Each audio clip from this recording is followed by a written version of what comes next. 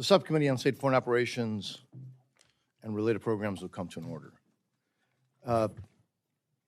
Actually, before we begin the formal hearing process, I want to take a moment to welcome and to thank our full committee chairman, Mr. Tom Cole. All of us know he's a tremendous leader who really understands the details and cares deeply about the issues in the State and Foreign Operations bill. So again, Mr. Chairman, thank you for your leadership and thank you for spending this time with us this morning. Mr. Secretary, good morning. Welcome back to the State and Foreign Operations Subcommittee. We appreciate you being here today to discuss the fiscal year 2025 budget request for the Department of State. Let me also thank you for your service, your willingness to serve our country, as well as the men and women of the department who are so often unsung heroes, but we appreciate their service as well. Now, Mr. Secretary, I was really prepared to discuss the specifics of the budget request today, but I'm so deeply concerned by, frankly, the dangerous policies being pursued by this administration. Don't take my word for it. Look around, the world is up in flames. But most notably, I want to focus towards Israel. In this critical moment in history, I'm so concerned that I frankly just scrapped all the work that we had done preparing for this hearing. Instead, I'm going to use my time during the statement to focus on this alone. This administration is playing a very dangerous game with Israel's security and, by extension, frankly, our own national security. So here's what we know. The Biden administration is withholding certain weapons to Israel in its time of greatest need, as it faces a threat to its very existence as a nation state. We also know that apparently that wasn't enough, because the president said during an interview with CNN that he will withhold all offensive weapons to Israel if they go after Hamas in Rafah, which is frankly stunning. And just that one moment, the president made it harder for our hostages, which include Americans, to be freed. He emboldened Hamas, Hezbollah, and the world's leading state sponsor of terrorism, Iran. And let's be honest, he gave a green light to the International Criminal Court. That one statement was likely viewed around the world as a defining moment, creating even greater doubt about the strength and the reliability of the United States as a security partner. Communist China and Russia must have been overjoyed by the president's pronouncements. You know, I'm sure that it will be included in their talking points. It'll be now in their talking points when they're trying to woo foreign leaders to come to their corners. Despite the administration's grand rhetoric about countering malign influence of China and other adversaries, frankly, their policies are doing the exact opposite. Of course, this is not in isolation. After the disastrous withdrawal from Afghanistan, there is example after example of this administration, frankly, treating allies like enemies and enemies like allies. Condemn your partners, even publicly, and pressure them for any number of issues where maybe they think that it's, I don't know, keeping the high ground or maybe politically expedient, and then turn around and appease the enemies of the United States, even the most brutal dictatorships. It's hard to imagine a more damaging foreign policy to the national security interests of the United States. Mr. Secretary, I've heard you say that Hamas embeds itself with civilians within hospitals, schools, apartment buildings, and refugee camps. You have also said it is Hamas's responsibility to stop those practices in order to avoid harming civilians, and that the war could be over if Hamas would lay down its arms, surrender the leaders who are responsible for the slaughter and the torture and the murder and the rapes of October 7th. And you have, on occasion, noted the lack of other voices making those same claims among the local protesters against Israel. And Mr. Secretary, you're absolutely right. But it's truly unfortunate that every statement made by officials from this administration does not start with this very premise that I just quoted you saying. How can you ensure the protection of innocent civilians? By Hamas releasing the hostages and surrendering, period. It's just not that difficult. How do you increase pressure on Hamas? Not by publicly rebuking and shaming Israel and withholding weapons, not by letting sanctions expire on the terrorist state of Iran, which funds Hamas, not by planning to restart aid to UNRWA, which cannot be untangled from Hamas, not by sending condolences after the death of the butcher of Tehran, when thankfully he will no longer be around to torture and kill and maim innocent Iranians just because they want freedom and human rights. It's pretty simple, Mr. Secretary. We must let Israel do its job and destroy Hamas. We cannot stand between Israel and their fight against terrorism for their own survival. We must do what we say and demonstrate real ironclad commitment to Israel's security. And by doing so, we can begin to reverse this administration's damaging foreign policy disasters, which have emboldened our enemies and weakened the credibility of the United States around the world. I wish it were not the case, but the comments made by former Defense Secretary Robert Gates still hold true today, that Joe Biden has been wrong on nearly every major foreign policy issue. We need to do better, Mr. Secretary, before it's too late. I understand you have an incredibly difficult job. As I mentioned at the start, I do have great respect for your service, and by the way, for the fact that we've been able to have frank conversations. But as chairman of this subcommittee, which provides the funding for your department, you need to know how deeply concerned I am about this administration's lack of a strong, cohesive, consistent foreign policy. With that, I now would like to yield to the distinguished ranking member of the subcommittee for her opening remarks. Thank you very much, Mr. Chairman. Secretary Blinken, appreciate you taking the time to be with us this morning. I don't believe it has ever been more urgent for the case to be made on the central role of development and diplomacy. And of course, the chairman spent his time talking about Israel, because I don't believe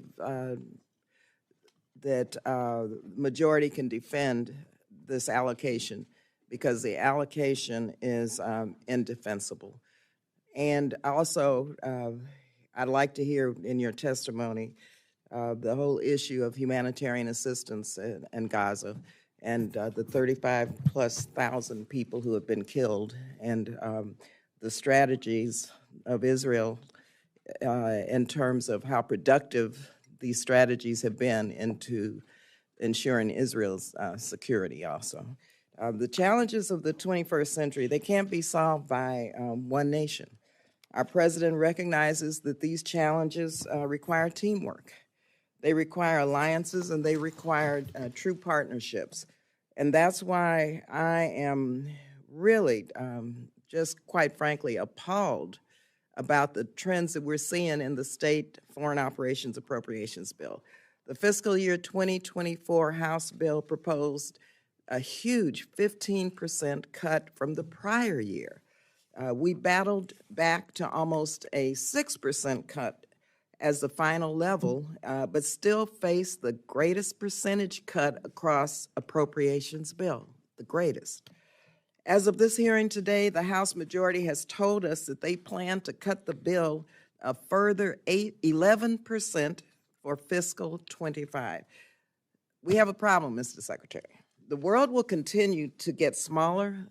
We have migration issues, climate, disease, even the flow of goods and crime, unfortunately, such as drugs. They're problems that are begging for a global approach. Countries overseas continue to see the United States as a beacon of hope and promise, but I don't know how long that's going to last. How long will we be able to rest on the achievements of prior generations? The Marshall Plan, the eradication of smallpox, the end of the Cold War, PEPFAR, before we realize that we are no longer offering the same leadership. My colleagues are often quick to focus on the influence of the People's Republic of China. But I will point out that China has now more embassies and more diplomats around the world than the United States does. More. Simply put, we are being outnumbered just when countries are clamoring for greater partnerships with the United States. It's not just important that the United States is showing up for partners around the world, but equally important to face the fact that America is showing. Diversity is the American and our country's superpower. However, far too often, the representation of the United States is not reflective of the full spectrum of backgrounds and experiences that America has to offer. And I know you agree with us on this.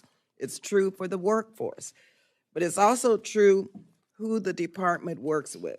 The president has set a goal to increase the share of contract dollars going to small and disadvantaged businesses to 15% across the federal government by fiscal 25. So I commend the State Department for already exceeding that goal.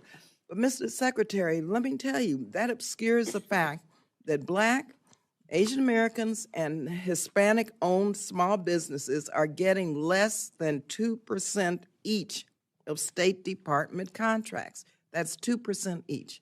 I believe African American-owned firms is at 1.9%.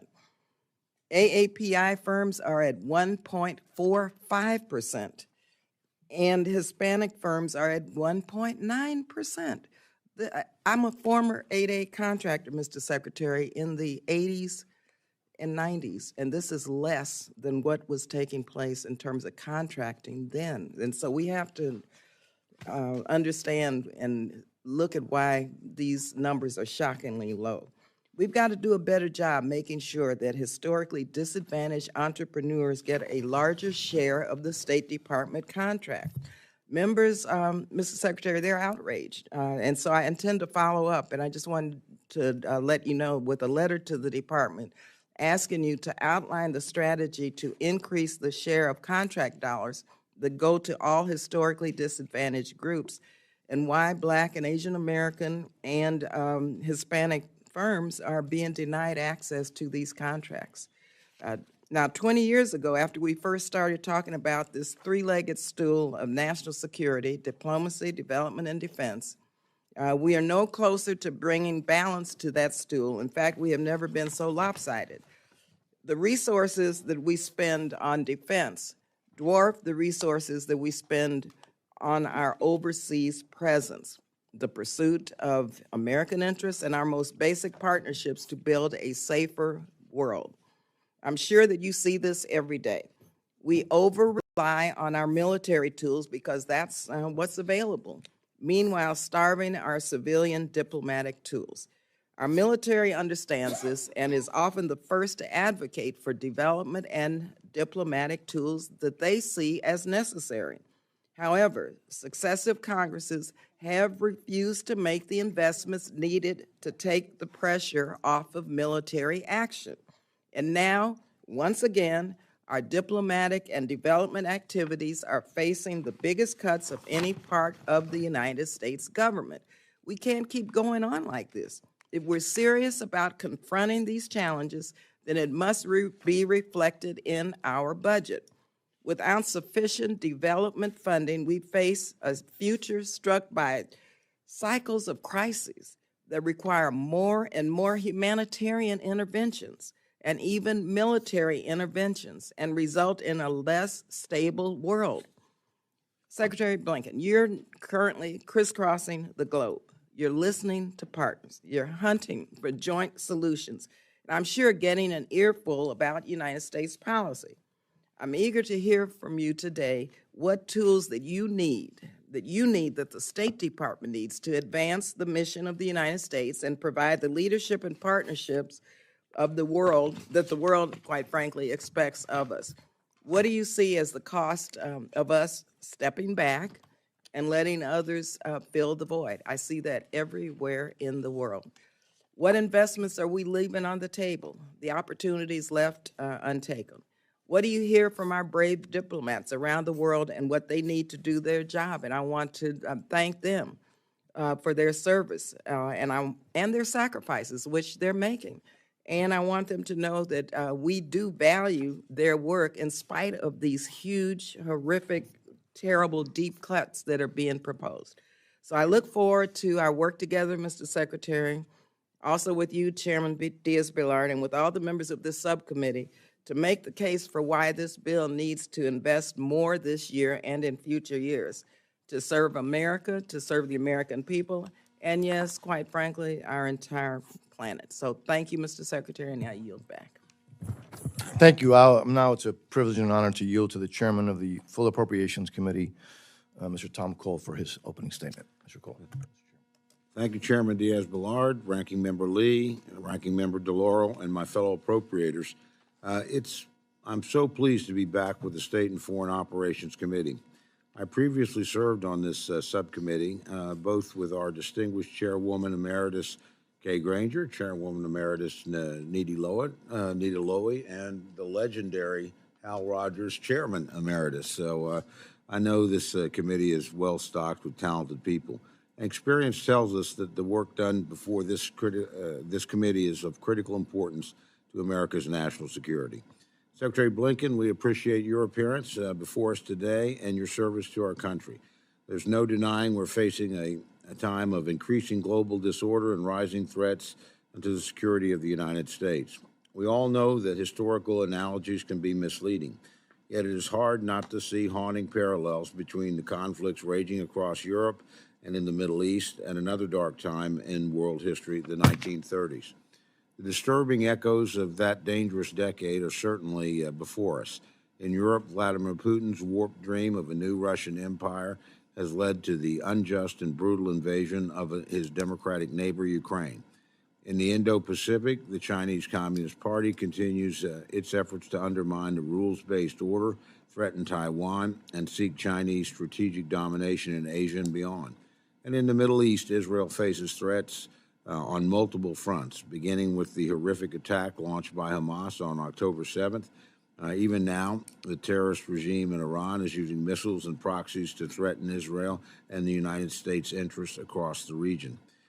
As you know, many of us on this panel were deeply disappointed at the administration's decision to pause very vital weapon transfers to our friend Israel.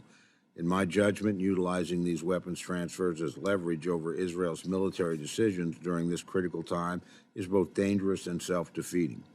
Moreover, withholding arms to Israel has our adversaries celebrating. It weakens Israel's deterrence against Iran as well as Hamas and Hezbollah. I'm deeply concerned over the signal it sends to these terrorists and enemies of both our nation and of Israel. Meanwhile, in what some have called an axis of upheaval, our sworn adversaries in Beijing, Moscow, and Tehran are increasingly joining hands to challenge us and to challenge Western institutions, democratic values, and the cause of freedom. The prospect of greater military, economic, and technological cooperation between these hostile authoritarian powers can only be deeply disturbing to the United States, our allies, and our partners. Here at home, the unprecedented flow of illegal immigrants across the southern border and the uptick in dangerous and deadly drugs such as fentanyl into our country have brought America to an important crossroads that demands clear leadership. Mr. Secretary, your budget request for the coming year aims to address some of these challenges, but I am concerned that in some respects it's missed the mark. I am pleased at the request to fully fund security assistance for Israel and Egypt, a proposed increase for the Indo-Pacific region, as well as for international narcotics and law enforcement funding, which is critical to countering the transnational criminal network trafficking in fentanyl and other deadly narcotics. I am, however, concerned that the budget proposes billions in additional mandatory funding and other budgetary gimmicks. These incentives appear to ignore our deteriorating fiscal outlook, and frankly, Congress is unlikely to adopt them. When your department or any executive branch agency resorts to budgetary gamesmanship rather than making the hard strategic choices necessitated by limited resources, it does a disservice to your cause. Mr. Secretary, again, I want to thank you and the men and women who serve in the Department of State for your service, and I look forward to your testimony and the dialogue to follow. I yield back. Thank you very much, Mr. Chairman. It's always a pleasure to also yield to the ranking member of the full committees, Ms. DeLauro, for her opening statements. Thank you so much, Mr. Chairman. Thank you, Ranking Member Lee, and pleasure to have the chair at the meeting as well. Thank you, Secretary Blinken, for being here today and for what you and the devoted public servants of the Department of State do to protect Americans' security and interests, to project America's strength share our values, celebrate our common cause with those who support freedom and democracy around the world. Unfortunately, the majority has recently revealed that they are prepared to cut the state and foreign operations funding bill by more than 11%. That would decimate your department's ability to conduct diplomacy around the world at a time when America's diplomatic might is as critical to our national security as our defense capabilities. Later in this hearing, I plan to ask you about the damage to our diplomatic capabilities that a $7 billion cut to the State Department's funding bill would bring, and the losses it would entail for State Department personnel, from Foreign Service officers to aid workers. We are at a critical juncture in our history.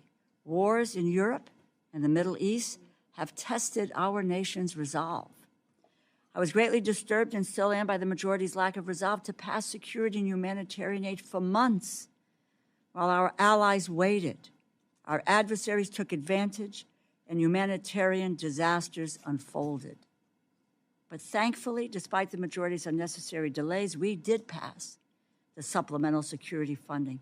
We showed our trusted allies that we have their back and that our word can be counted on. I believe it is our duty to support Ukraine's victory over Russia. We cannot let Vladimir Putin be successful in his ambition to expand Russia's territory by force.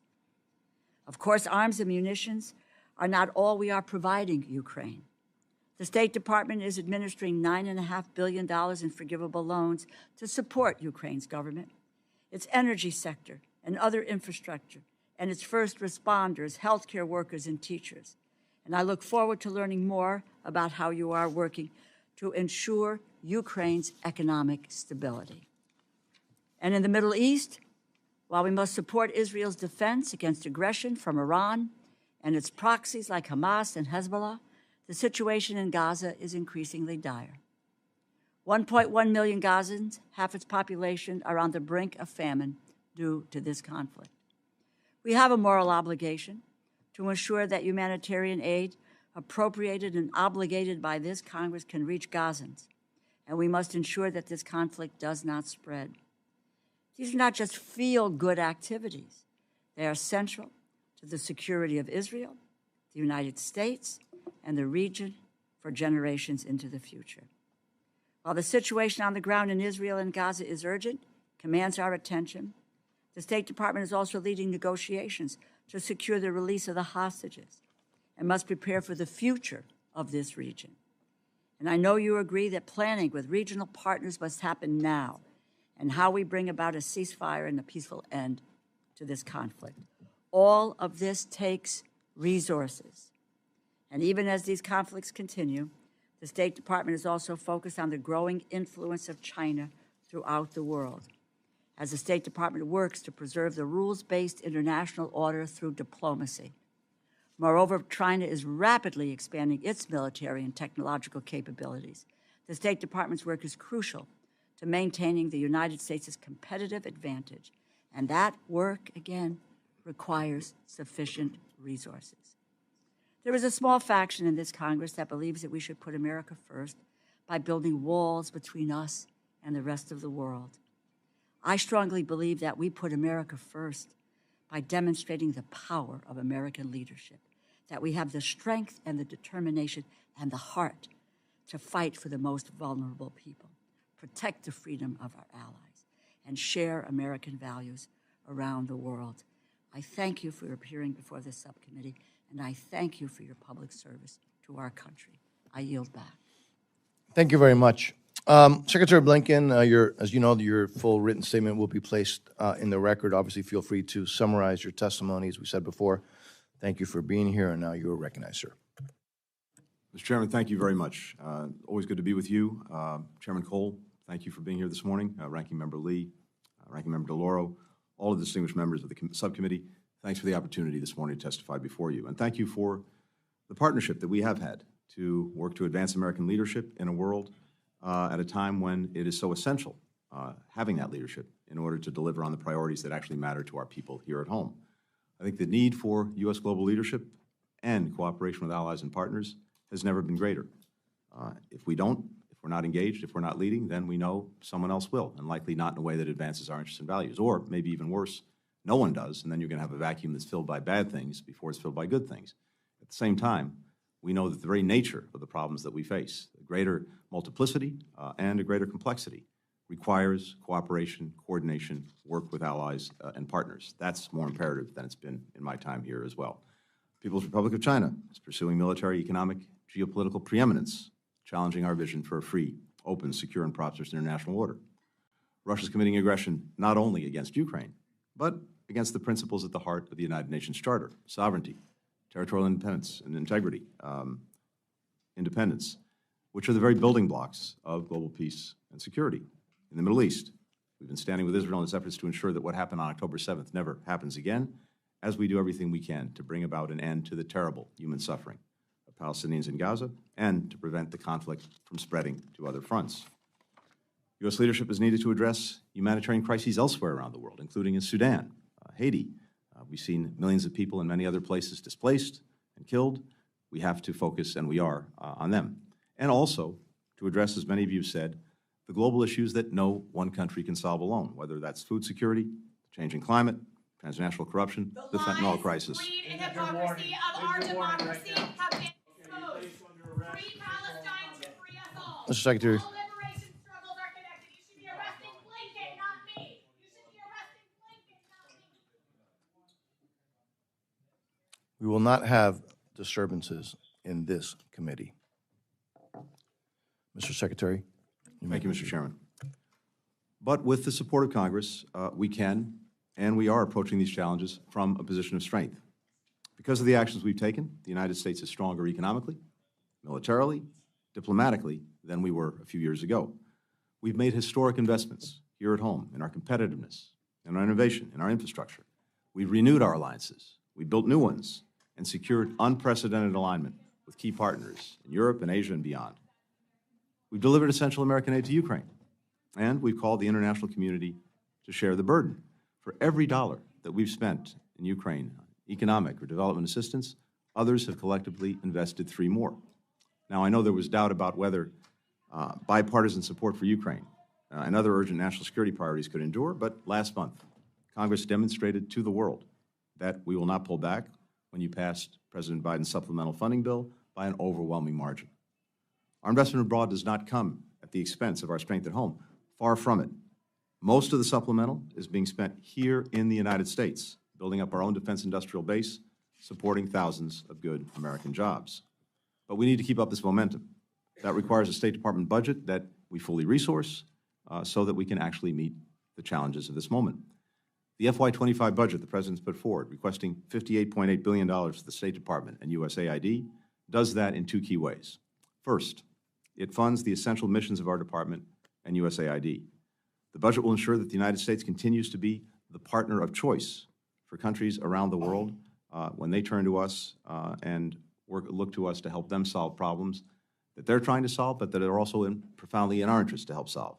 In an era of renewed great power competition, we have to present the strongest possible offer, one that is relevant and responsive to countries' needs, and one that advances our security and economic interests.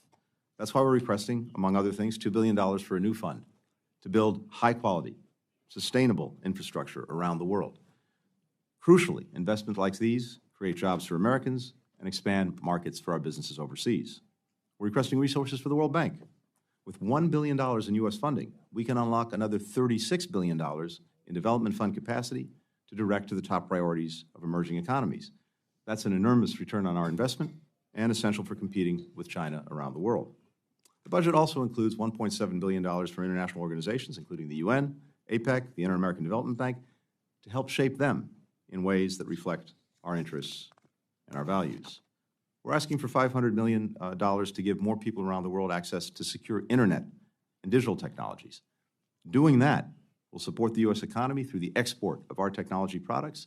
It will also ensure that we and our fellow democracies remain the leaders and standard bearers in key technologies, including artificial intelligence. Our budget includes funding to address global issues that affect the lives and the livelihoods of the American people, as well as people around the world, especially the synthetic drug crisis. It also funds our response to irregular migration, global food insecurity, public health, climate, and energy security. We're also asking Congress to fully fund the State Department's educational and cultural exchange programs. They're one of the best, most cost-effective tools that I've seen for advancing our values and interests around the world. They support the students, the researchers, the young professionals from our communities who study and work abroad. They connect us in the world with the world in powerful human ways. To outcompete our strategic rivals, we need to invest in the foundation of our strength abroad, and that is our diplomatic corps, and that's the second pillar of the budget. Our budget makes a strong investment in expanding our overseas presence, opening posts in the Pacific Islands and the Eastern Caribbean. As was noted, we want to make sure that we are represented at the ambassadorial level and that we have posts everywhere so that we can effectively represent our interests everywhere. We'll also continue our modernization of our diplomacy. We have reorganized the department in ways to make it better fit to address the challenges that we face in this moment. We're working to attract and retain the best talent, again, needed to take on these challenges. We're investing in our people in Washington and overseas with training, with technology, with support. We're promoting greater agility, greater innovation, greater efficiency in our processes. Last year's enacted budget represented a 5% cut from the year before. That challenges our efforts to deliver results that Congress expects and the American people deserve. So I urge you to support this budget, which helps us address the most pressing foreign policy priorities for the coming year and lays the foundation for continued strong American leadership in the years ahead. With that, I'm happy to address any questions. Thank you very much, Mr. Secretary. Members, as usual, I'll call members based on seniority of those present when the hearing was called to order, and alternating between each side. Each member will have 5 minutes for questions and responses, and I anticipate that we should have enough time for 2 rounds of questions. Mr. Secretary, I will start in the Western Hemisphere. Just ask you, you're aware, right, that in Cuba, the FBI's top 10 most wanted terrorist, Joan Chesimard, is harbored, right, by the regime. You're aware of that? Yes. You're aware that bombmaker William Morales of the FALN, responsible for the murder of 4 Americans, injuring 50 in New York, is also harbored by the regime in Cuba. You're aware as well that the ELN and FARC terrorists are harbored there? Yes. You're aware that the regime did not cooperate in the investigation regarding the so-called anomalous health incidents, the sonic health attacks against U.S. personnel. You're aware of that, right? You're aware that the Cuban dictatorship has a very extensive espionage network. The most recent case that was very public was the State Department's Victor Manuel Rocha, who pled guilty of spying for decades on Cuba's behalf. And you're aware of that, I'm assuming, as well, Mr. Secretary. You're aware that the Cuban regime recently signed a military agreement with Belarus to train Cuban nationals, and then Cuban nationals are traveling to Russia to fight, for Russia against Ukraine. Correct, sir? Okay. Well, then, this is what caught me not by surprise, but as you know, the State Department failed to designate Cuba as a not fully cooperating country when it comes to terrorism. The rationale was that Colombia's, frankly, how do I describe him, pro-Hamas, pro-communist, former M19 guerrilla president decided to no longer wants to extradite Marxist terrorists from Cuba. And then the Biden administration decided to resume law enforcement cooperation with the regime. Again, not to mention the fact that Cuba has thousands of intelligence agents in Venezuela, keeping Maduro in power. It is a terrorist regime. And so how does this coddling to a dangerous anti-American dictatorship with all of those issues that I just mentioned that I know you're aware of, and so many others, how does that protect U.S. national security interests? Thank you, Mr. Chairman. As you know, the not fully cooperating statute requires an annual review, and the basis for the designation by the previous administration was the presence of these National Liberation Army members from Colombia in Cuba. The demand at the time by the Colombian government that they be returned to Colombia, the refusal of the Cuban government to do so, hence harboring terrorists. The change this year has been that the Colombian government no longer seeks their extradition, and as you noted, we've resumed law enforcement cooperation with Cuba in the national interest, and thus the basis for the designation was no longer there.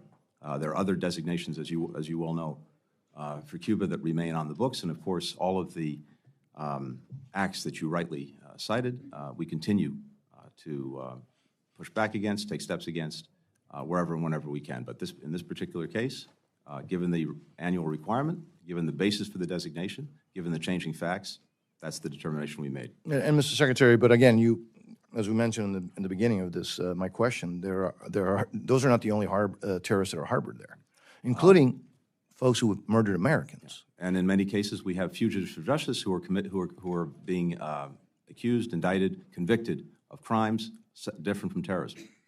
Absolutely, absolutely. So again, I just found it hard to understand that the fact that a country decided to not ask for a group of terrorists to be sent back doesn't change the fact that there are other terrorists that are there, including ones who have killed Americans, who, by the way, the regime has refused to send back to the United States, for God's sake. But anyways, again, we'll continue the conversation, because I'm frankly taken back by that aspect. I am going to keep to the clock. I'm going to ask the rest of you to do the same. So with that, let me recognize the distinguished ranking member of the subcommittee, Ms. Lee. Thank you very much, Mr. Chairman. Of course, you know, when we're friends and colleagues, we disagree on Cuba, and we will continue this conversation because this 50-plus year policy of the United States toward Cuba with the embargo has not changed any dynamic that the chairman just mentioned, and we have to move toward having full normal relations with Cuba. Mr. Secretary, I know that you said this in your statement, believe in diversity, equity, inclusion, accessibility. And I also know you're still struggling with a workforce that is still less diverse than the labor force, and it gets whiter and more male at each rank of seniority. Culture change is hard. It takes time, but we also need urgently to see progress because the world won't wait for us to catch up. So how and what role does DEIA play in achieving this strategy? What metrics, quantifiable metrics, will you cite for your leadership tenure as evidence of success? And what do you think are the obstacles to the success, and how can we help you and your team overcome them? Because as I travel the continent of Africa, for example, and in the Caribbean, I still don't see the diversity that this country should be presenting in our foreign service. Well, thank you very much, and thank you for your leadership on this issue. And let me just be clear at the outset why I think this is so important, to have a department that better reflects the people we represent. It's important because it's the right thing to do, but it's also important because it's the smart and necessary thing to do for our foreign policy and for our interests. We are operating in an extraordinarily diverse world. The greatest strength we bring to our ability to operate in that world and advance our interests is our own diversity. And if we are holding back, denying ourselves the talents of people from different backgrounds, different perspectives, different experiences, who have ways of engaging with the world that can make a real difference and help us solve problems by bringing these different perspectives to bear in our own policymaking, we're simply shortchanging ourselves. So it's imperative, in my judgment, that we continue to build a department that fully reflects our diversity. It is our strength around the world, and we've been working to do that. As you know, very early in my tenure, I appointed the first Chief Diversity and Inclusion Officer for the department. We now have the second one who's taken over, Zakiya Carr-Johnson, who's hit the ground running.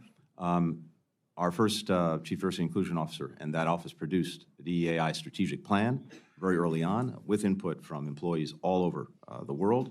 We finalized that plan. We set out 215 objectives in it, and I can tell you that as of this moment, about 58% or 125 of those objectives have actually been met, and we're working to complete the others.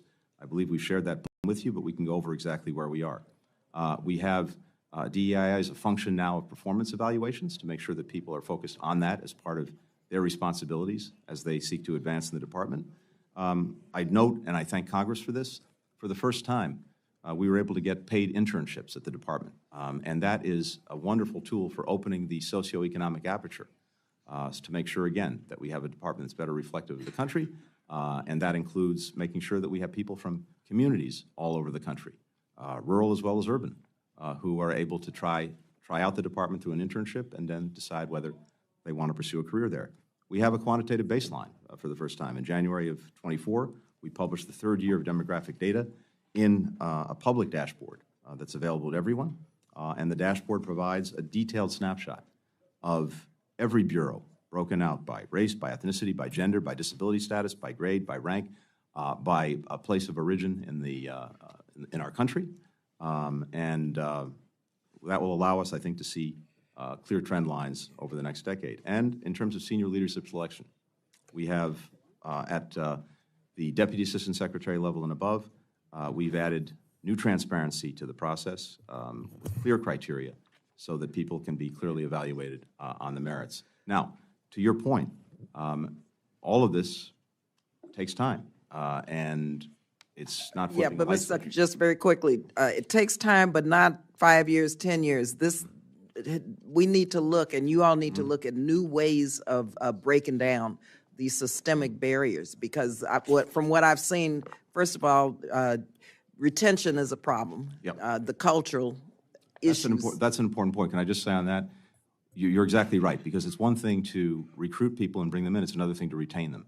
One of the things we've done is we've established a retention unit to try to understand why it is that people across the department may be leaving well before their time, and why, in particular, underrepresented groups may be leaving at a higher level. And that work is ongoing. We're learning a lot from that retention unit. Thank you. Thank you. Thank you.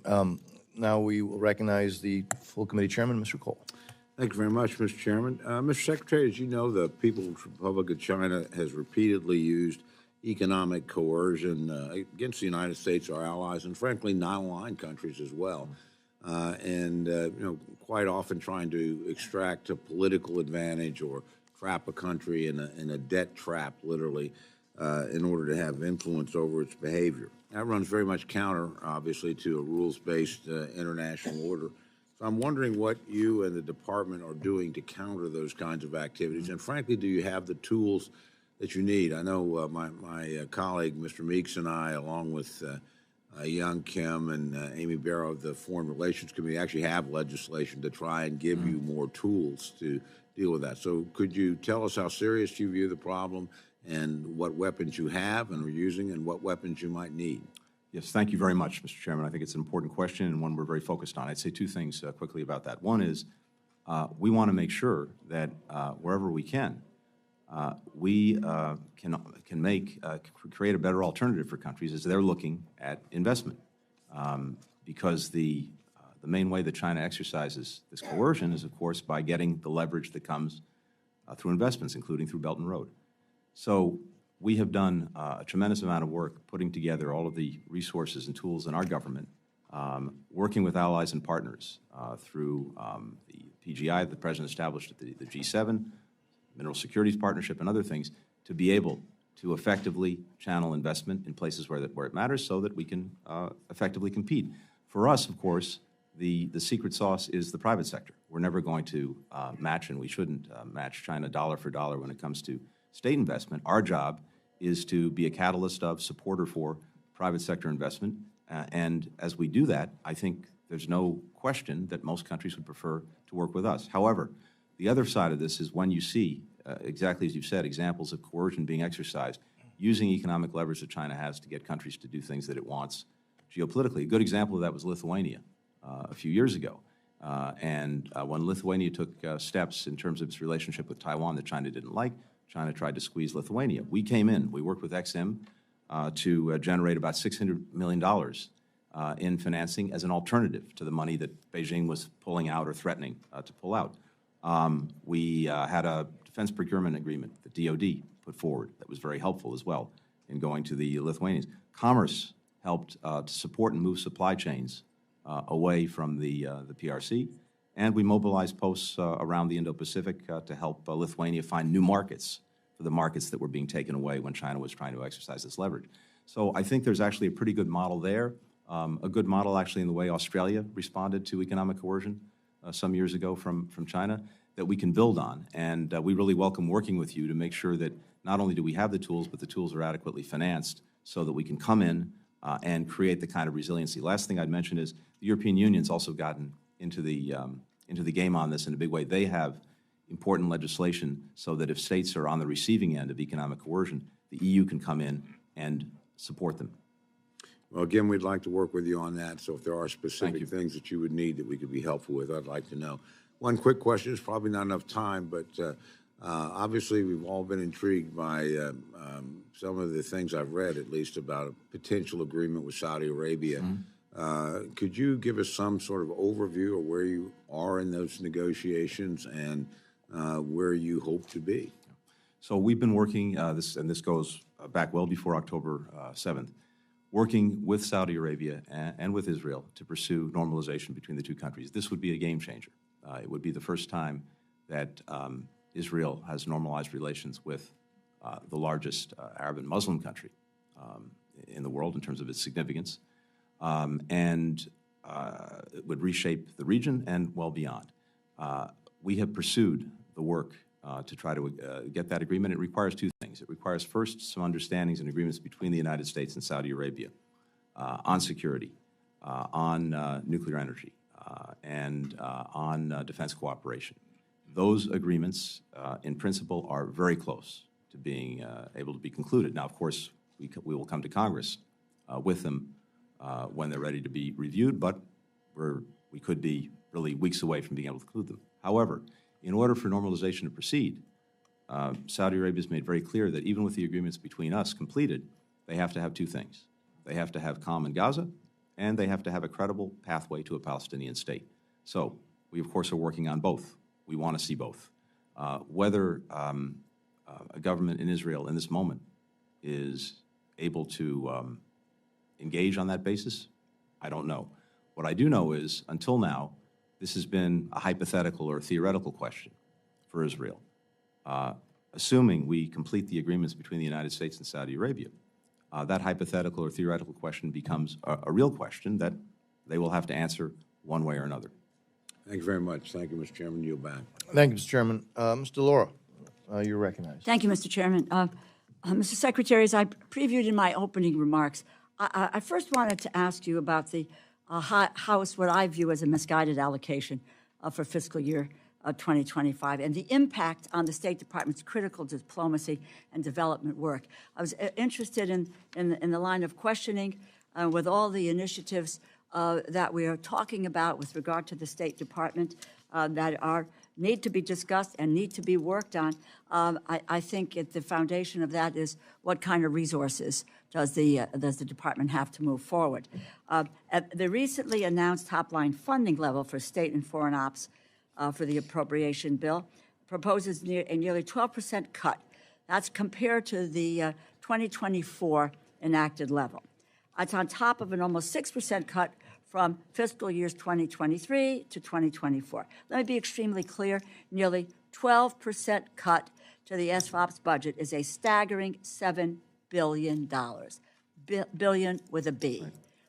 So I three questions in this regard, Mr. Secretary. You're deeply involved in conflicts in Ukraine, Middle East, maintaining a competitive advantage against China, trying to deal with other food assistance efforts around the globe. You have to conduct its day-to-day business from D.C. You're in almost every country in the world. How would losing $7 billion from the budget affect your department's diplomatic capabilities and the implementation of U.S. foreign policy? Thank you. It would severely undermine our efforts across the board. As you said, this would take us back to FY 2014 funding levels. In other words, 2014. almost a decade ago. And in terms of our hiring, in terms of our support for our diplomats, for our locally engaged staff, which is 2/3 of our employee base, in terms of our operations, in terms of our programs, this would have I don't want to exaggerate by saying devastating, but close to that impact on what we're able to do to actually advance the interests of the American people. If you look at the big things that we're trying to do to effectively engage the strategic competition with China, including by creating better alternatives for countries that are looking to choose between our path and theirs. it would severely penalize those efforts. Our ability to continue to sustain support with our allies and partners for Ukraine and pushing back against Russian aggression, that would be severely undermined.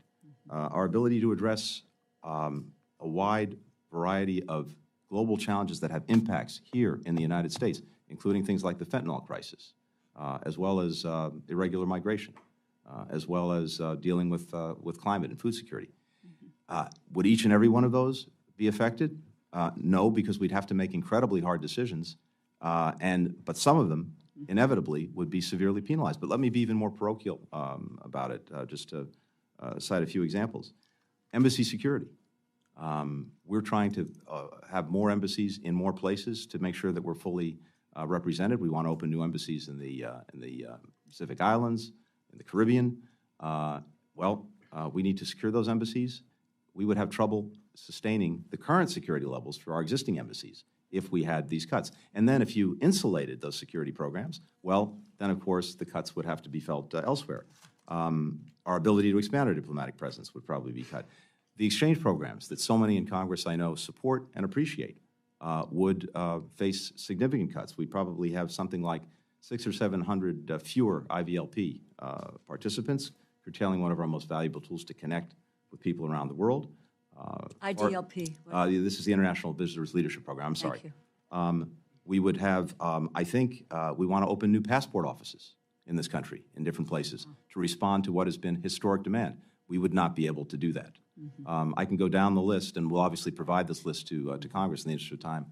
I won't do it now. But both in terms of the big muscle movements that we need to make and very specific things that we want to sustain or grow for the American people, we would be severely penalized. So we're looking at a loss of personnel, of frontline critical personnel, and thereby, just hurting our ability to pursue our own That's correct. interests. And the number of priorities that would have to be put on a back burner. And if you can, Mr. Secretary, I know how busy you are, and thereby your staff is busy, but I think it would be very, very helpful if this committee could understand what this $7 billion cut, what is the consequences? I'm not looking for percentages, I'm not looking for numbers, but the actual consequences on American foreign policy, our diplomacy, our stature in world leadership. We'd be happy to provide that to you. Thank you. I yield back. And thank you, the ranking member. This subcommittee has amazing members, but I'll tell you what, for me, it's always a special honor to be able to recognize not only the Chairman Emeritus, the former chairman of the subcommittee, but the Dean of the House, Mr. Rogers. Thank you, Mr. Chairman, and thank you for arranging this hearing with the Secretary and running it.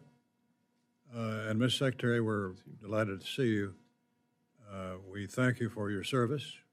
We pray for your safety. Fentanyl overdose is now the #1 killer of adults ages 18 to 45, destroying families, ruining lives. We've got to find a way to stop it. We know China and the Mexican cartels are the primary drivers of the problem. The Chinese ship the precursor chemicals to the Mexican cartels, who are then producing the pills and trafficking them through our borders. It seems that despite Beijing enacting new laws in 2019 to outlaw the export of fentanyl and its precursors, these efforts have not actually been enforced. Has China taken any sort of meaningful action to try to stop the export of these deadly drugs? Thank you, Mr. Chairman. It's very good to see you here as well. Two things. First, I wholeheartedly agree with you on the urgency, the priority that we have to place and we are placing on synthetic opioids and fentanyl. We see it devastating community after community in this country. 40% of Americans know someone who died of an opioid overdose. And as you point out, it's the #1 killer of Americans age 18 to 49. It has a domestic component, and the President has put more money into dealing with the domestic side of this in terms of prevention, in terms of treatment, in terms of recovery, in terms of public awareness than ever, and that money is getting to the communities that need it. I've seen it firsthand in Denver and Tucson and other places I visited. But for us at the State Department, we're working hard on the international side. And with regard to China, in December of last year, late November of last year, the President met with President Xi Jinping in San Francisco at the APEC Summit. And a big part of that meeting and a big part of the work that we had done in the lead up to that meeting was to get an agreement from China to take more effective action against fentanyl and particularly against the chemical precursors that are made in many cases in China, then, as you said, get shipped over to Mexico, synthesized into fentanyl, and then into our country where Americans are killed. China has taken important but not yet sufficient steps to make a real difference in curbing the flows. It promulgated new regulations. It took down some companies that were engaged in this practice. It established a regular working group with us so that we can track progress. I was just in China a few weeks ago, and among others, I met with the Minister of Public Security on this question. And there are steps that we believe China can and should take now to really make a dent in the flow of these chemical precursors. Very public law enforcement actions, particularly to arrest, prosecute, and convict those who are engaged in this illegal transfer of the precursors. That would, I think, send a very strong deterrent message. Actually scheduling certain precursors that they've agreed to schedule and thus restrict, but have not yet done. And then there's a nexus that we've seen between some enterprises in China, a financial nexus between them and the criminal enterprises in, for example, Mexico, that needs to be cut. And there, we believe that China needs to take action to do exactly that. So we are tracking this very closely, very carefully. I think we've seen progress, real progress, but it is not yet sufficient. And we want to see that the flow of the precursors continues to come down. Well, we're all keeping an eye on China and what they're doing, or more importantly, what they're not doing to keep the fentanyl from reaching our kids and our adults in the U.S. I'm not sure that they're doing all that they can. In fact, I know that's the case.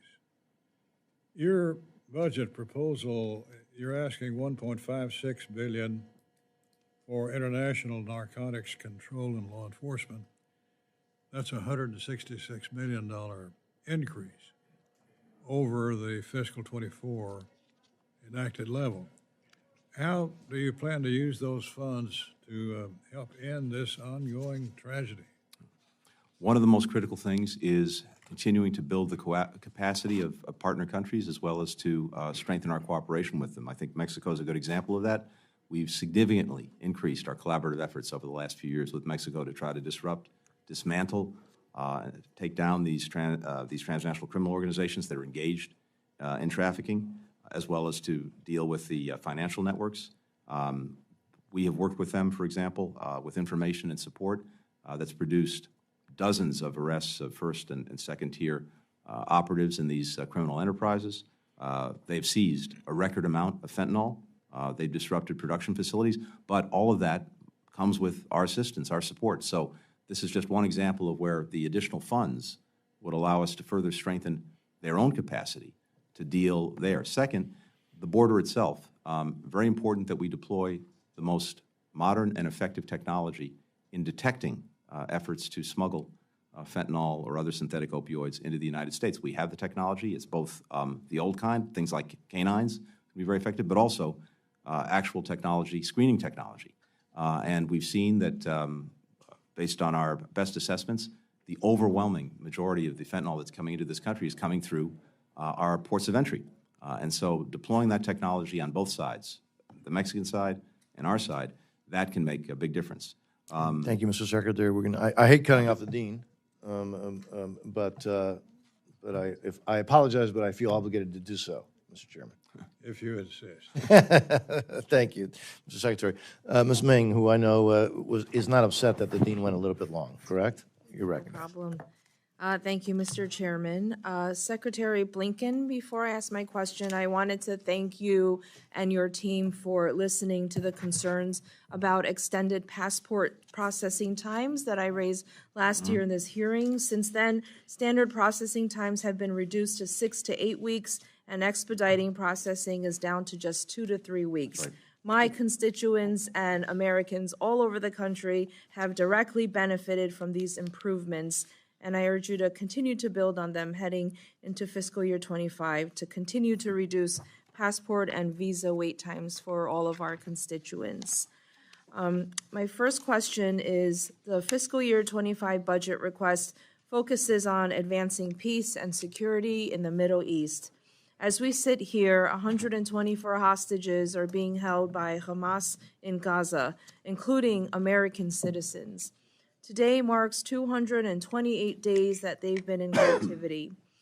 As we know from those released, Hamas has inflicted deep psychological trauma and physical and sexual violence on the hostages, including women and children.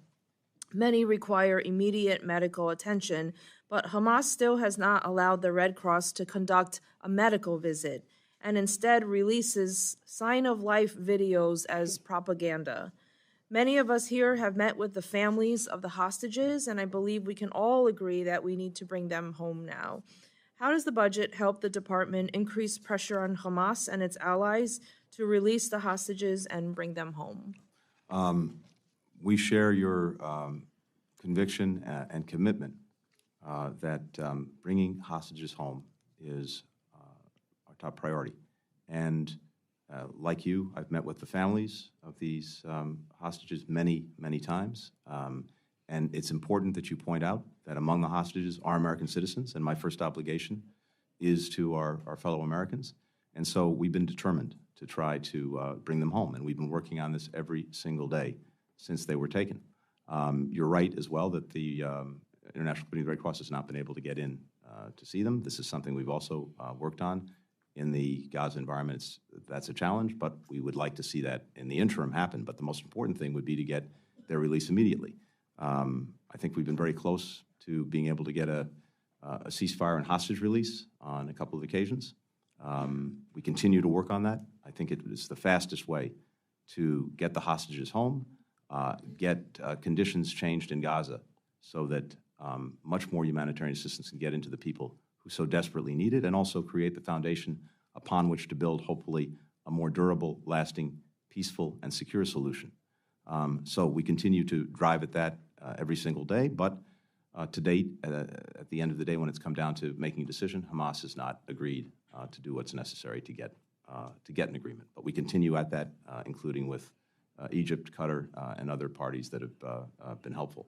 The budget in supporting our diplomacy writ large, our ability to sustain that diplomacy, I think is critical. But of course, there are many other ways that I think the budget demonstrates our commitment to resolving these deep-rooted challenges, demonstrating that we have a better path forward than the path that's offered by Hamas of nihilism, of destruction, of terrorism, death, and all of our diplomatic efforts seek to move in that direction.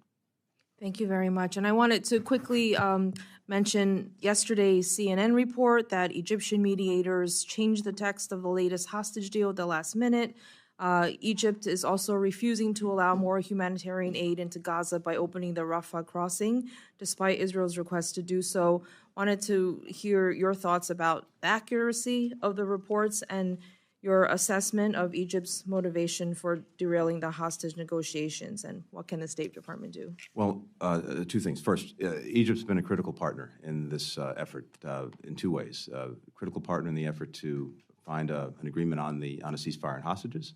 A critical partner as well in trying to get humanitarian assistance into people in Gaza who need it. I can't comment on the details of the negotiations. The bottom line, though, is that Hamas has not said yes to what I think was a good proposal that was put on the table.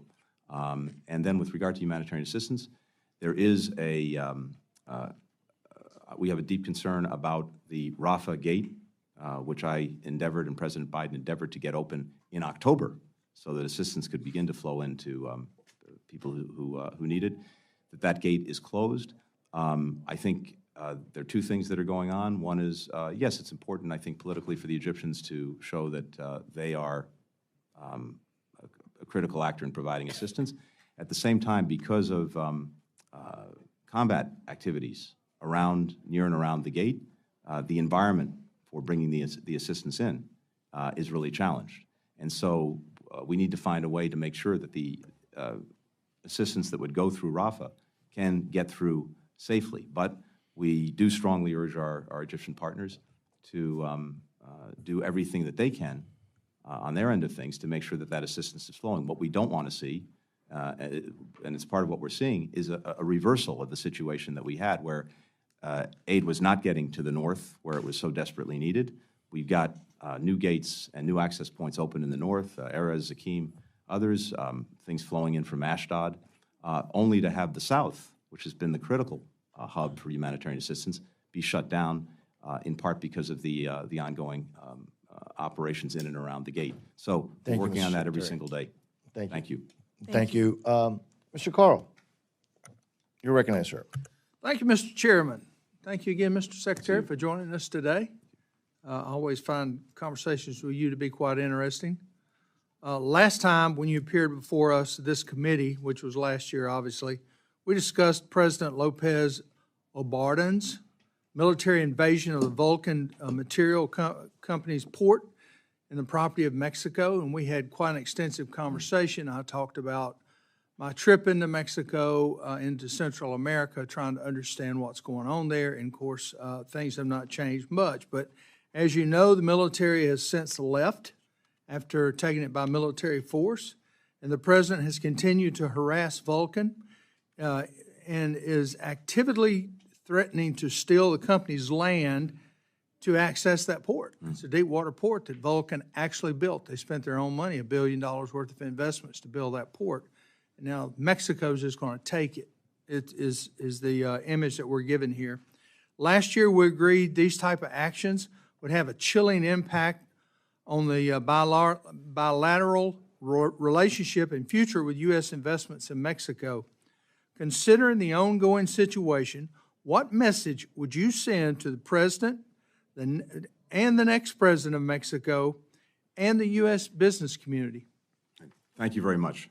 Yes, I remember well our conversation about this last year, and I'd say two things. First, Vulcan, I believe, has filed an arbitration case with under NAFTA, which is pending, and so I can't take a position on the merits of the case, which is pending. I can say that as a general matter, these cases, these instances, yes, can very much negatively impact Mexico's efforts to attract investment from the United States, and by the way, from many other countries as well.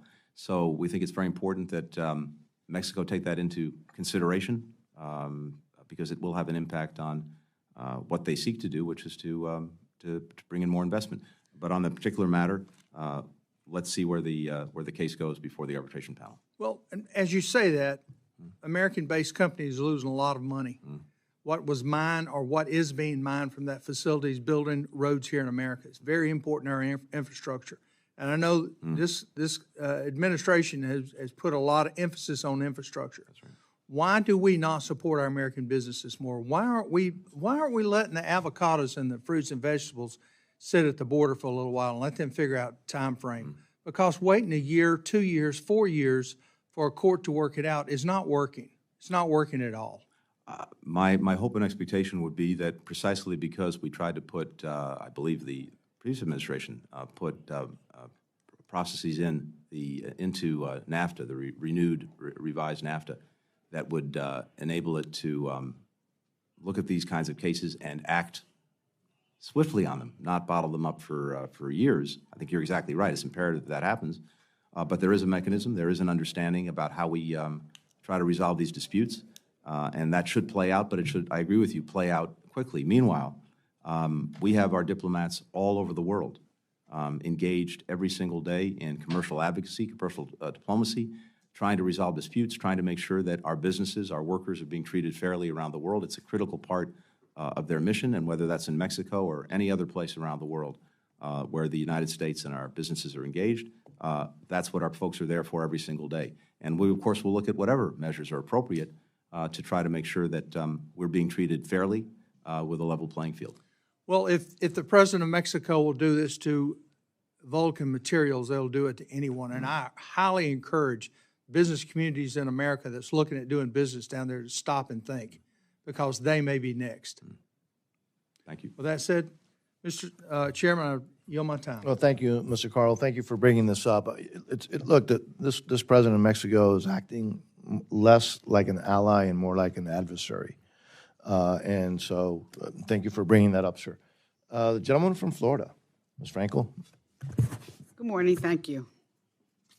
Thank you, Mr. Secretary, and thank you so much for your good work in a very chaotic world. And I give the same praise to our president. I may not agree on every little detail, but I have to say, given the chaos of this world, I am very grateful for his very steady, experienced leadership. I am disappointed with the top lines of this budget, of course, because, again, with the chaos in the world, I do think more diplomacy and economic stability would bring us to more peace.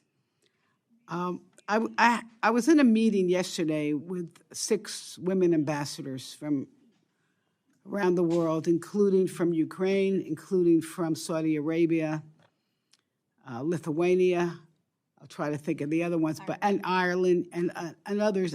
And here's what we got talking about: is there are many conflicts in this world, and we know that there are some negotiations going on in the conflicts.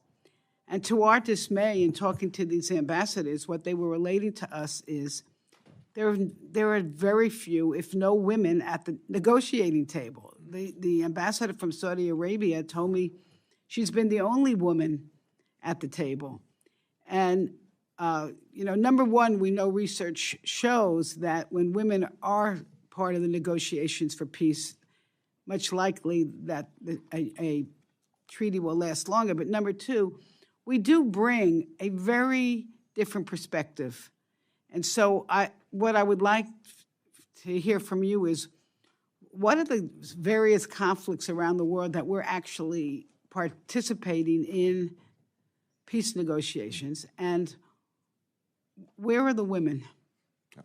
Thank you. First of all, I agree with the premise of the question or the statement, which is when we have women involved in matters of peace and security, we get better results. And I think we need to see and do more of that. And as you know, we have a Women, Peace, and Security initiative to try to ensure that.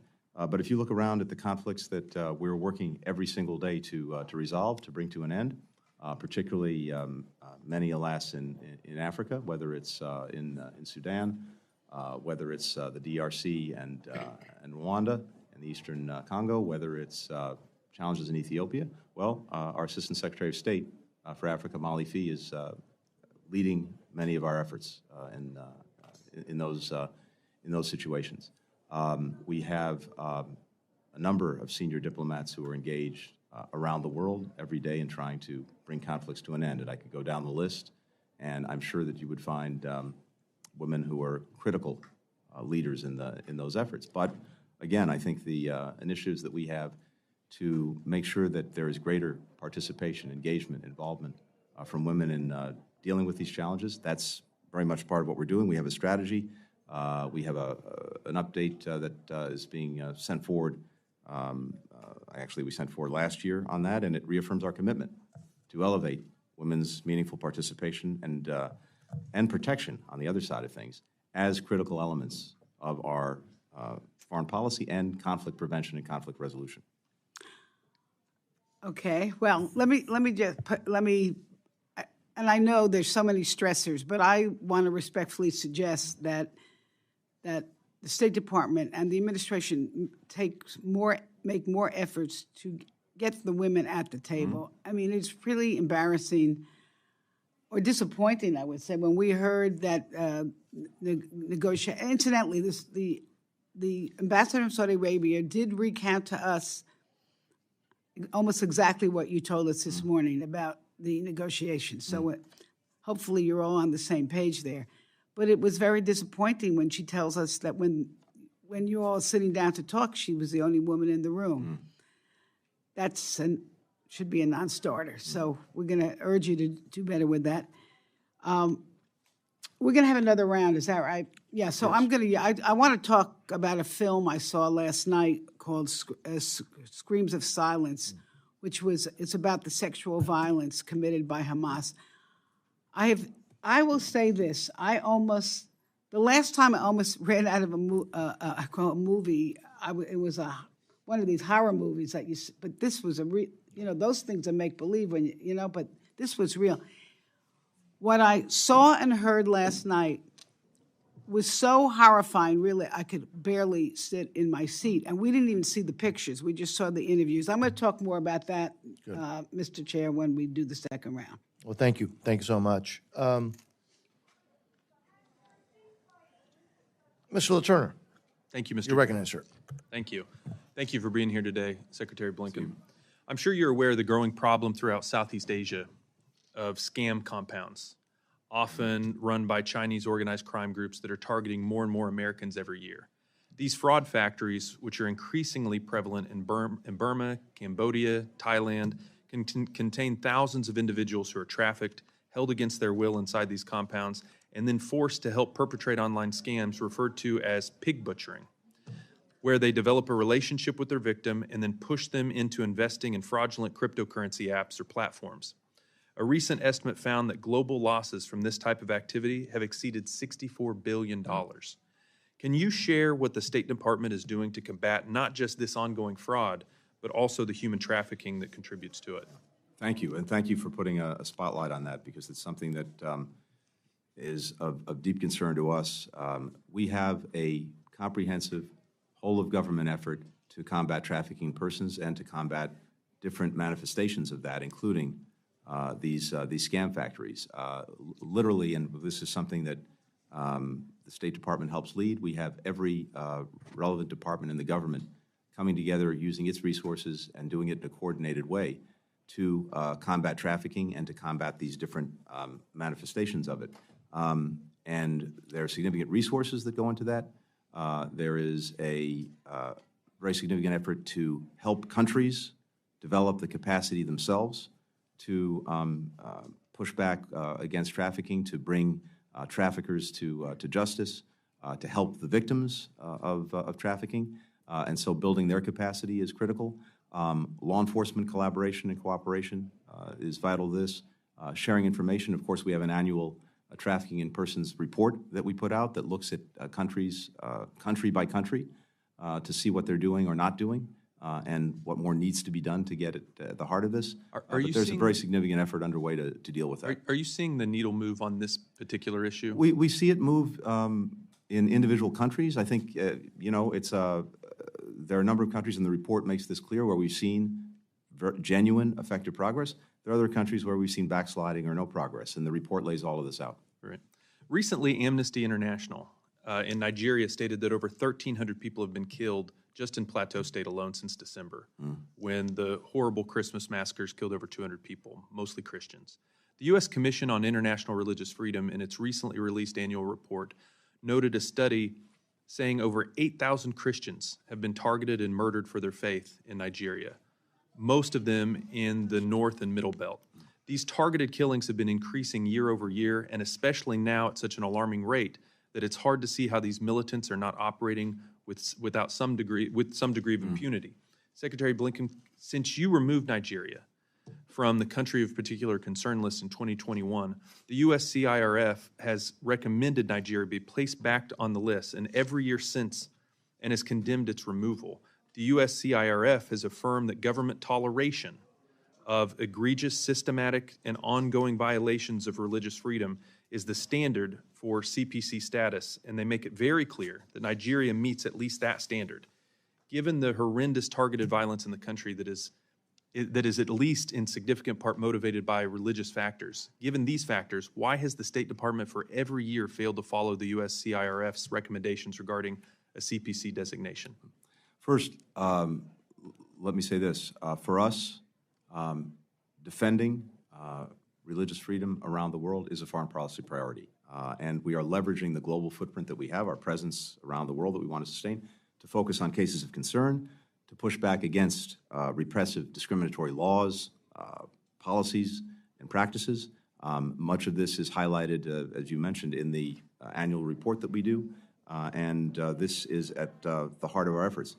We have in the law designation criteria that we take very, very seriously. We listen carefully to experts in civil society, experts on the ground. Our embassies are doing a tremendous amount of work in each of these countries, including Nigeria. And we listen very carefully to the independent U.S. Commission on International Religious Freedom. But they're wrong. And They're wrong in this case. So in this case, and we have I think we have a different perspective in this particular case about whether, there's no doubt, it is clear that people of Christian faith in Nigeria have been on the receiving end of terrible abuses, oppression. But whether that is because of their religion or because they're part of a particular ethnic group in a particular region, that's a different question. And what we have not seen is the government of Nigeria, the federal government of Nigeria, engaging in these practices in terms of targeting Christians. Having said that, I was in Nigeria, I'm trying to remember exactly when, but I think it was within the last 6 or 7 months. And I brought together experts from civil society, from the religious communities, including leader of the Christian community in Nigeria, to hear directly from them.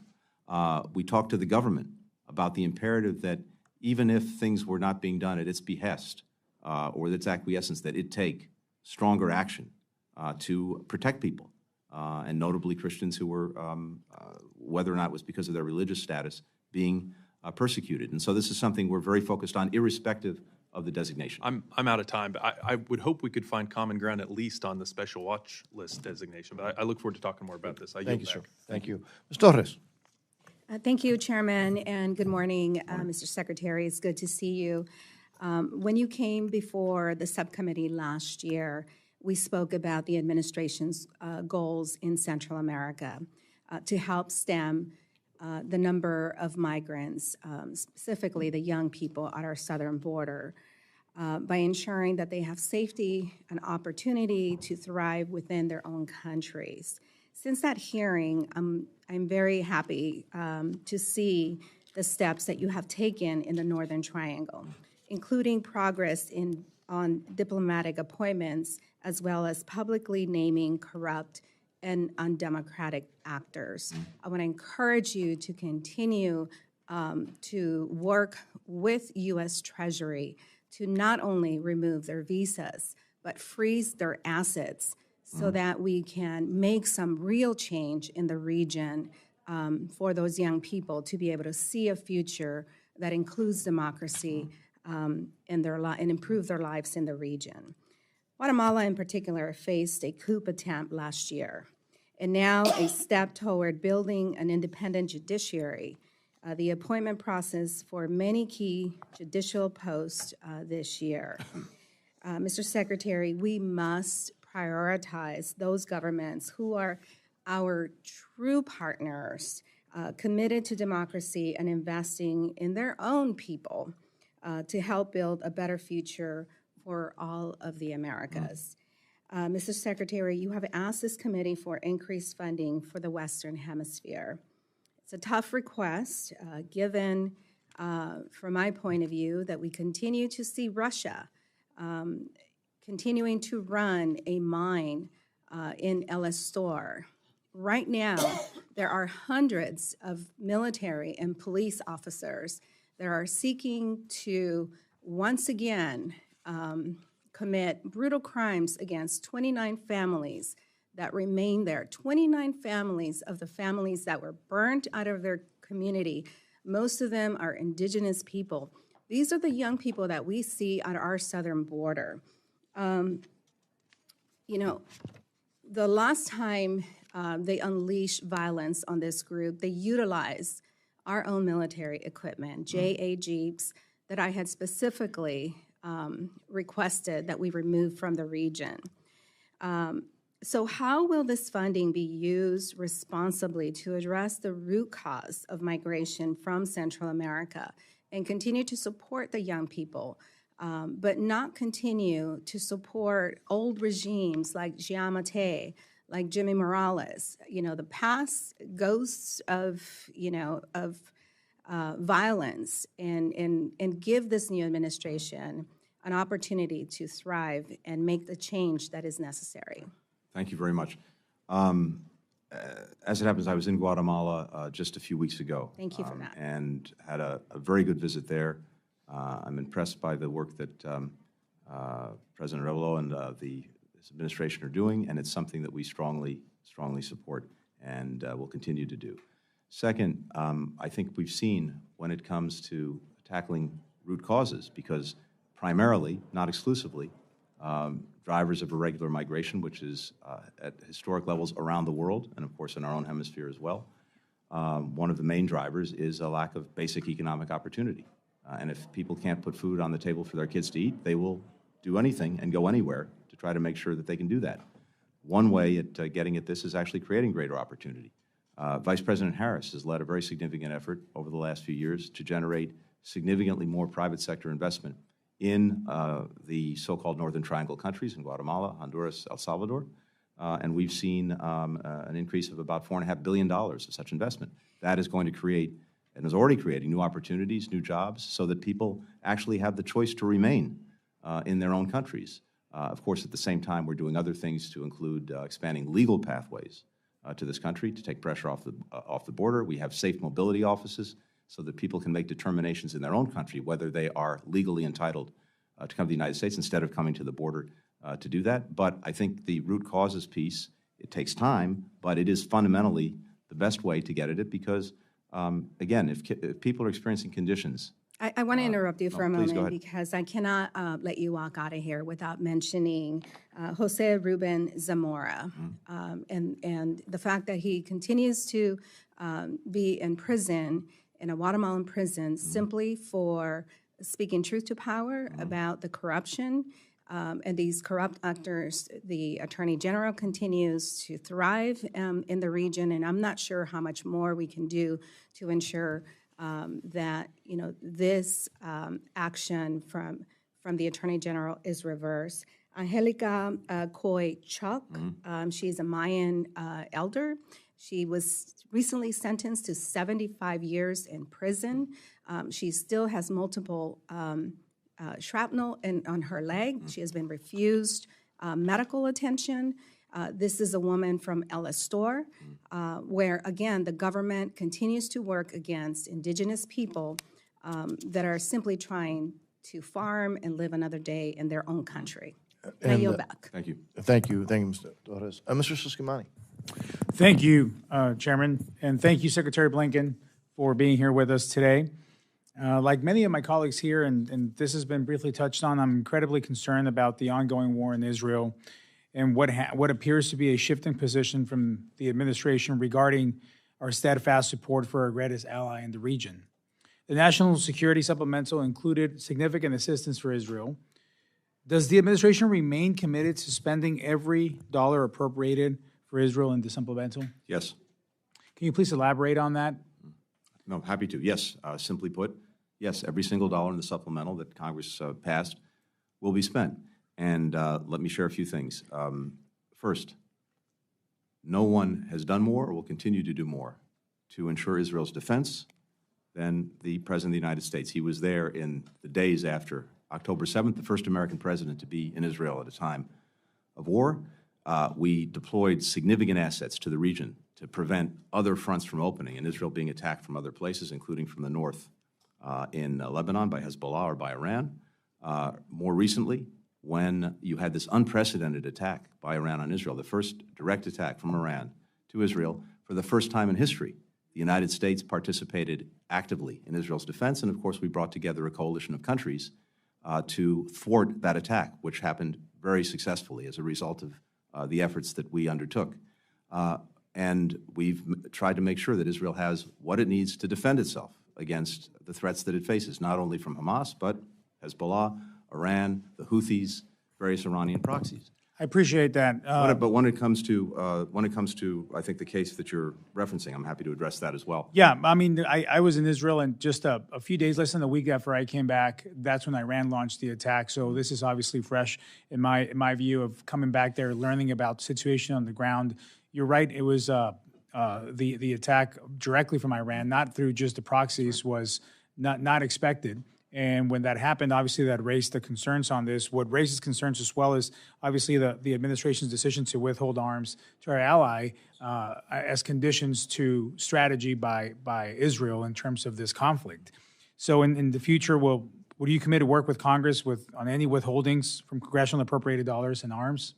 Well, two things. First, when it comes to the particular case that you're referencing, that is these 2,000-pound bombs, we've been very clear for a long time about our concerns about a full-scale military assault on Rafah, given the dense population there, and particularly the use of that kind of weapon in a dense urban environment. It's a conversation that was ongoing with Israel, and it's unfortunate that it became public, but it did.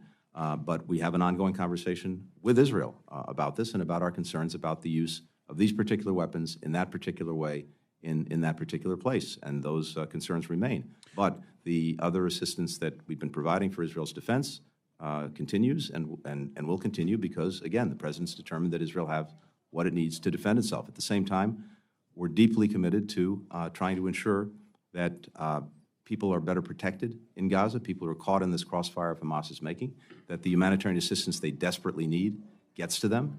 The operations in and around Rafah have also disrupted that. And then finally, we're also committed to try to make sure that Israel is actually successful in dealing effectively and durably with Hamas. And we do have some different views on the best way to do that. And when you're a good friend and close partner, it's your responsibility to share your views and to give your best advice and counsel. If Israel goes full on into Rafah to eliminate the remaining battalions, as they put it, the problem will not be solved. There will be thousands and thousands of remaining armed Hamas even after that happens. Israel will inherit a major insurgency in Gaza that it will be responsible for. If it decides to leave Gaza, which we believe it must, it can't reoccupy Gaza, then you will have Hamas continuing to run Gaza. That's unacceptable.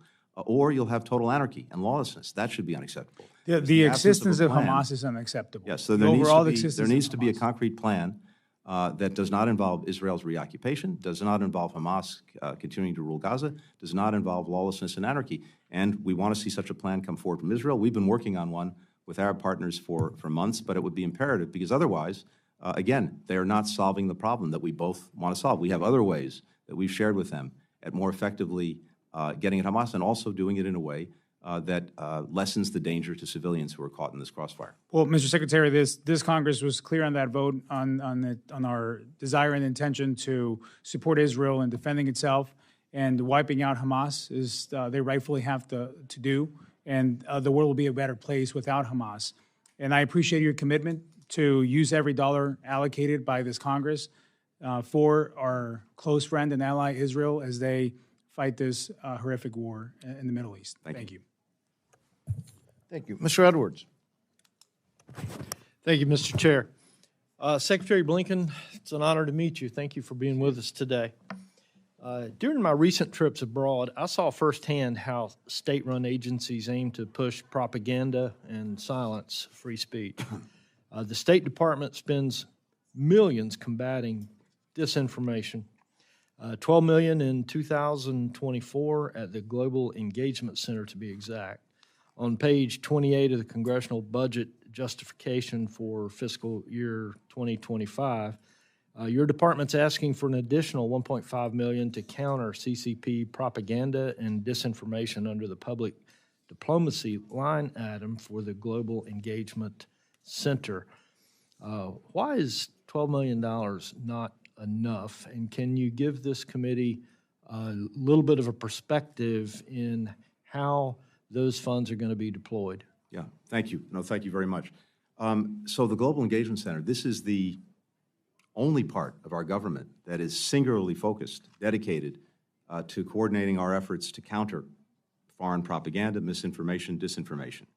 And we have seen, I think, a growing number of allies looking to the Global Engagement Center for help and assistance in standing up their own capacity. We now have many countries that have signed on to a framework that the Global Engagement Center has put out to more effectively see and respond to the disinformation and misinformation that's being used against them as well as against us. And the GEC is the place where that happens, and we've seen real success in the end actually take action against this. We had the GEC release the first comprehensive analysis of how China uses deceptive, coercive techniques to reshape the global information environment. That was incredibly informative for countries around the world. We've exposed disinformation techniques in a variety of countries by China, by Russia, by Iran. We've revealed campaigns, for example, to undermine our efforts at helping countries get health security by trying to distort what we were doing. We've exposed efforts of these countries, notably Russia and China, to, in effect, infiltrate local media in countries around the world, notably in Africa. All of this was done as a result of the work of the GEC. But in some sense, it's a drop in the bucket because this really is a major front now in competition. That is the information front. And if we're not resourced to do what we need to do, both to see it, to expose it, to do something about it, and to coordinate cooperation among like-minded countries, we're going to be on, I think, on the wrong end of the balance on this. So for us, the GEC is the one place in government where all of this comes together, and we've seen its effectiveness increasingly around the world. And thank you for that. Am I garnering from your response that the strategy is to over-propaganda those folks that are offering the propaganda, or is there anything that we can do to stop them? Yeah, I think, again, part of it is in exposing it and discrediting it, it becomes much less effective. I'll give you one example of something that on one level seems a bit more benign, but is actually quite pernicious. We have instances in a number of countries where Russia in particular would provide press services that would then be published looking like these were articles, for example, that were being done by local journalists, when in fact it was actually Russian propaganda from RT and from other organizations. Well, one of the things we organized was to be able to provide for these newspapers or online publications access to things like Reuters, the Associated Press, that would be obviously different from and objective compared to what they were getting and hiding, in a sense, the origin of when it comes to what Russia was trying to feed in. So there are big things, there are small things, but I think when you see the disinformation and misinformation exposed, that's the most important thing, because then people understand that what they're hearing and what they're seeing has an ulterior motive. Thank you very much for your response, Mr. Chairman. I've got other questions. I hope we'll have another round or so. Well, your question is spot on. We're going to do another round of 3 minutes because, again, that's the time that we have. As soon as we have this ready, we'll start. Mr. Secretary, I think a lot of us, and it's pretty clear, have lost faith with the WHO, and it was reflected in the 24 bill passed out of the House. I'm particularly concerned about the direction of the negotiations on the pandemic treaty and international health regulations. Reportedly, negotiations continue, but we may not see the final proposal until just before the vote of the WHO. My understanding is the draft may include many provisions like, well, frankly, that we outright reject, such as violations of property rights, treating China like a developing country, granting China and other improper access to U.S. capabilities. What can you tell us about the current draft of the treaty and whether it contains these highly problematic provisions that I mentioned and other potentially problematic provisions? Mr. Chairman, in short, we're determined that any treaty that would emerge, or any agreement that emerges, reflects our clear interests as well as our clear values, including on property rights and including in terms of our relationship with the PRC.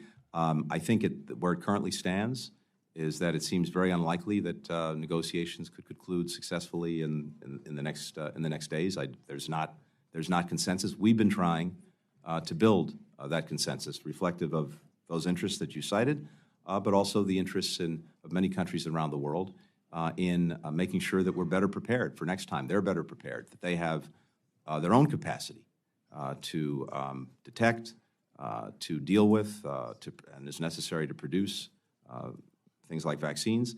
So all of that is part of the conversation, but I don't think, based on the latest I've seen, that this is going to come to a conclusion in the near term.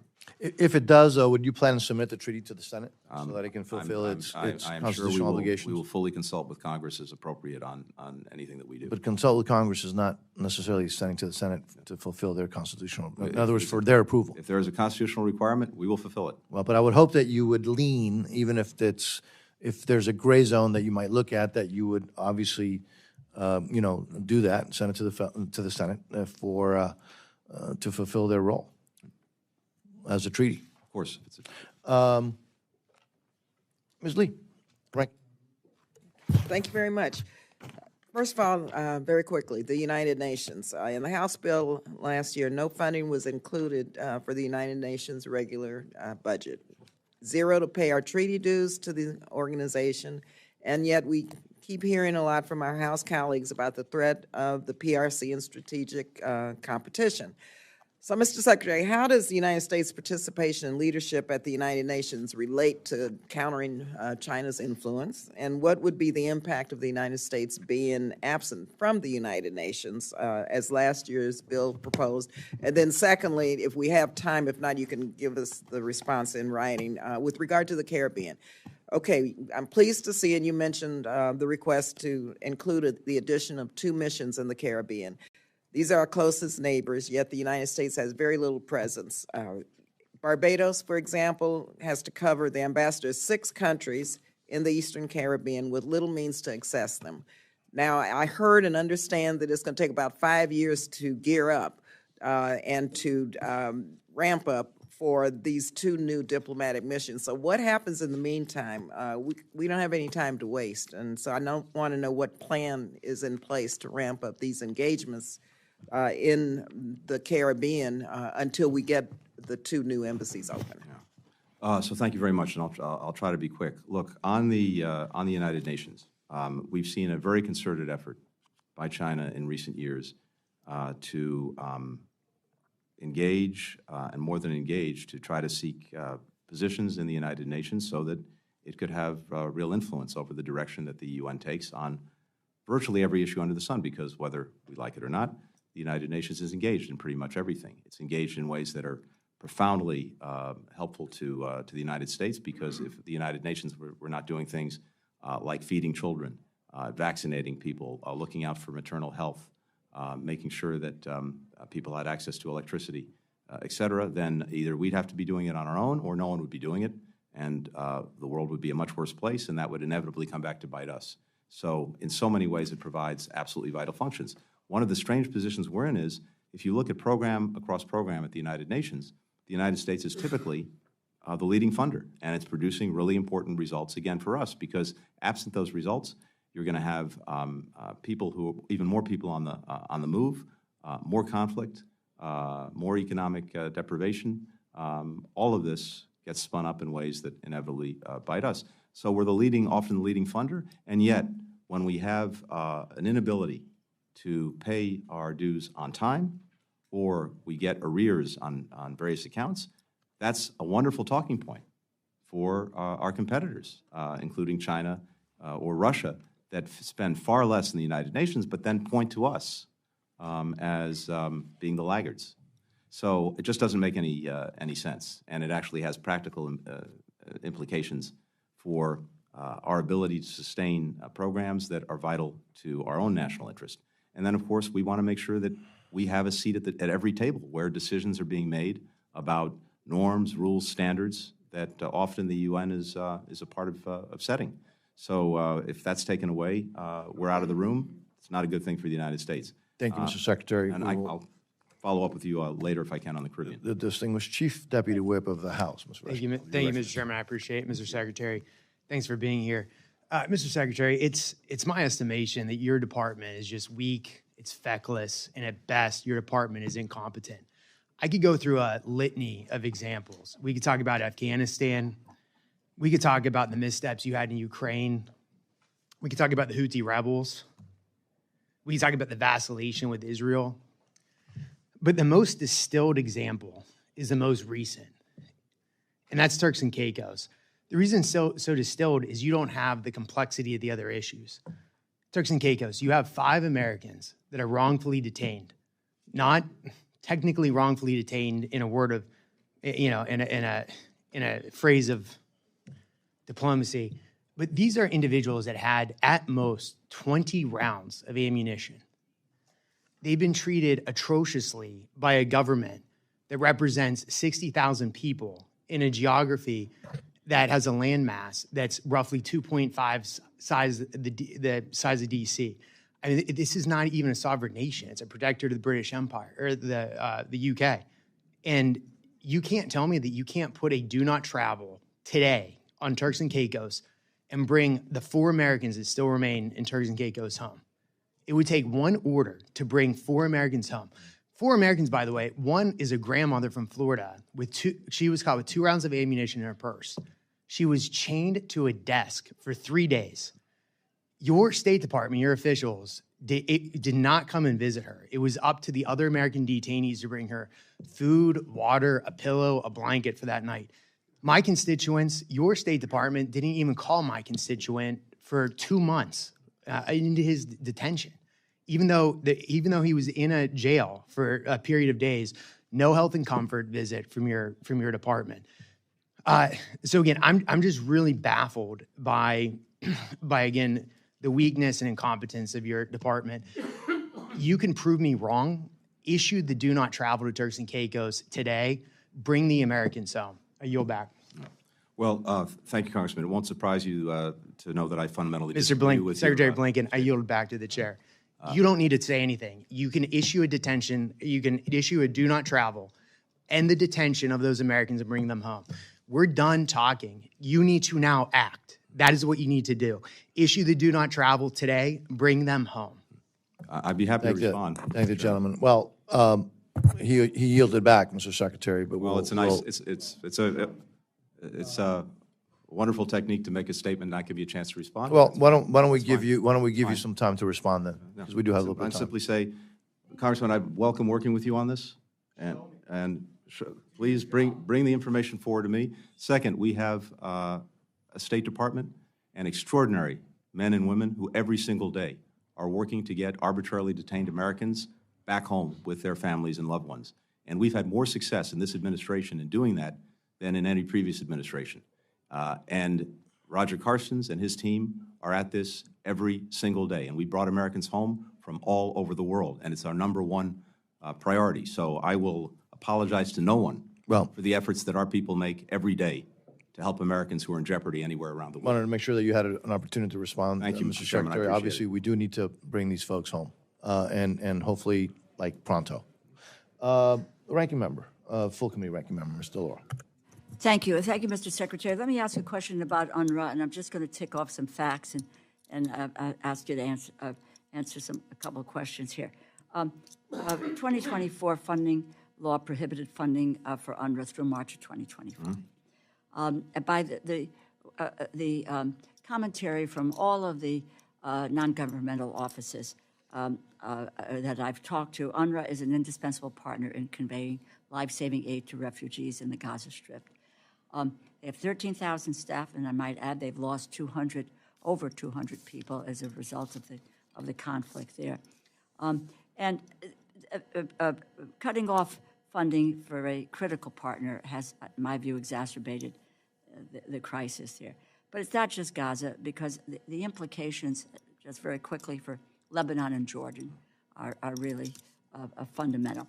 Many in this room troubled, more than troubled, by the allegations that 12 UNRWA employees were involved in that October 7 horrific attack. That is not to be tolerated under any set of circumstances. Since then, UNRWA has delivered accountability. They've taken steps to terminate the relationship, and I believe that they have eliminated those folks or they fired those folks, promised to take action. Unclear whether the same can be said for there's 5 units of the Israeli Defense Forces found to have committed gross violations of human rights against Palestinian civilians. Your department has affirmed that 4 of the 5 units have effectively remediated these violations. Serious questions about whether there's been true accountability.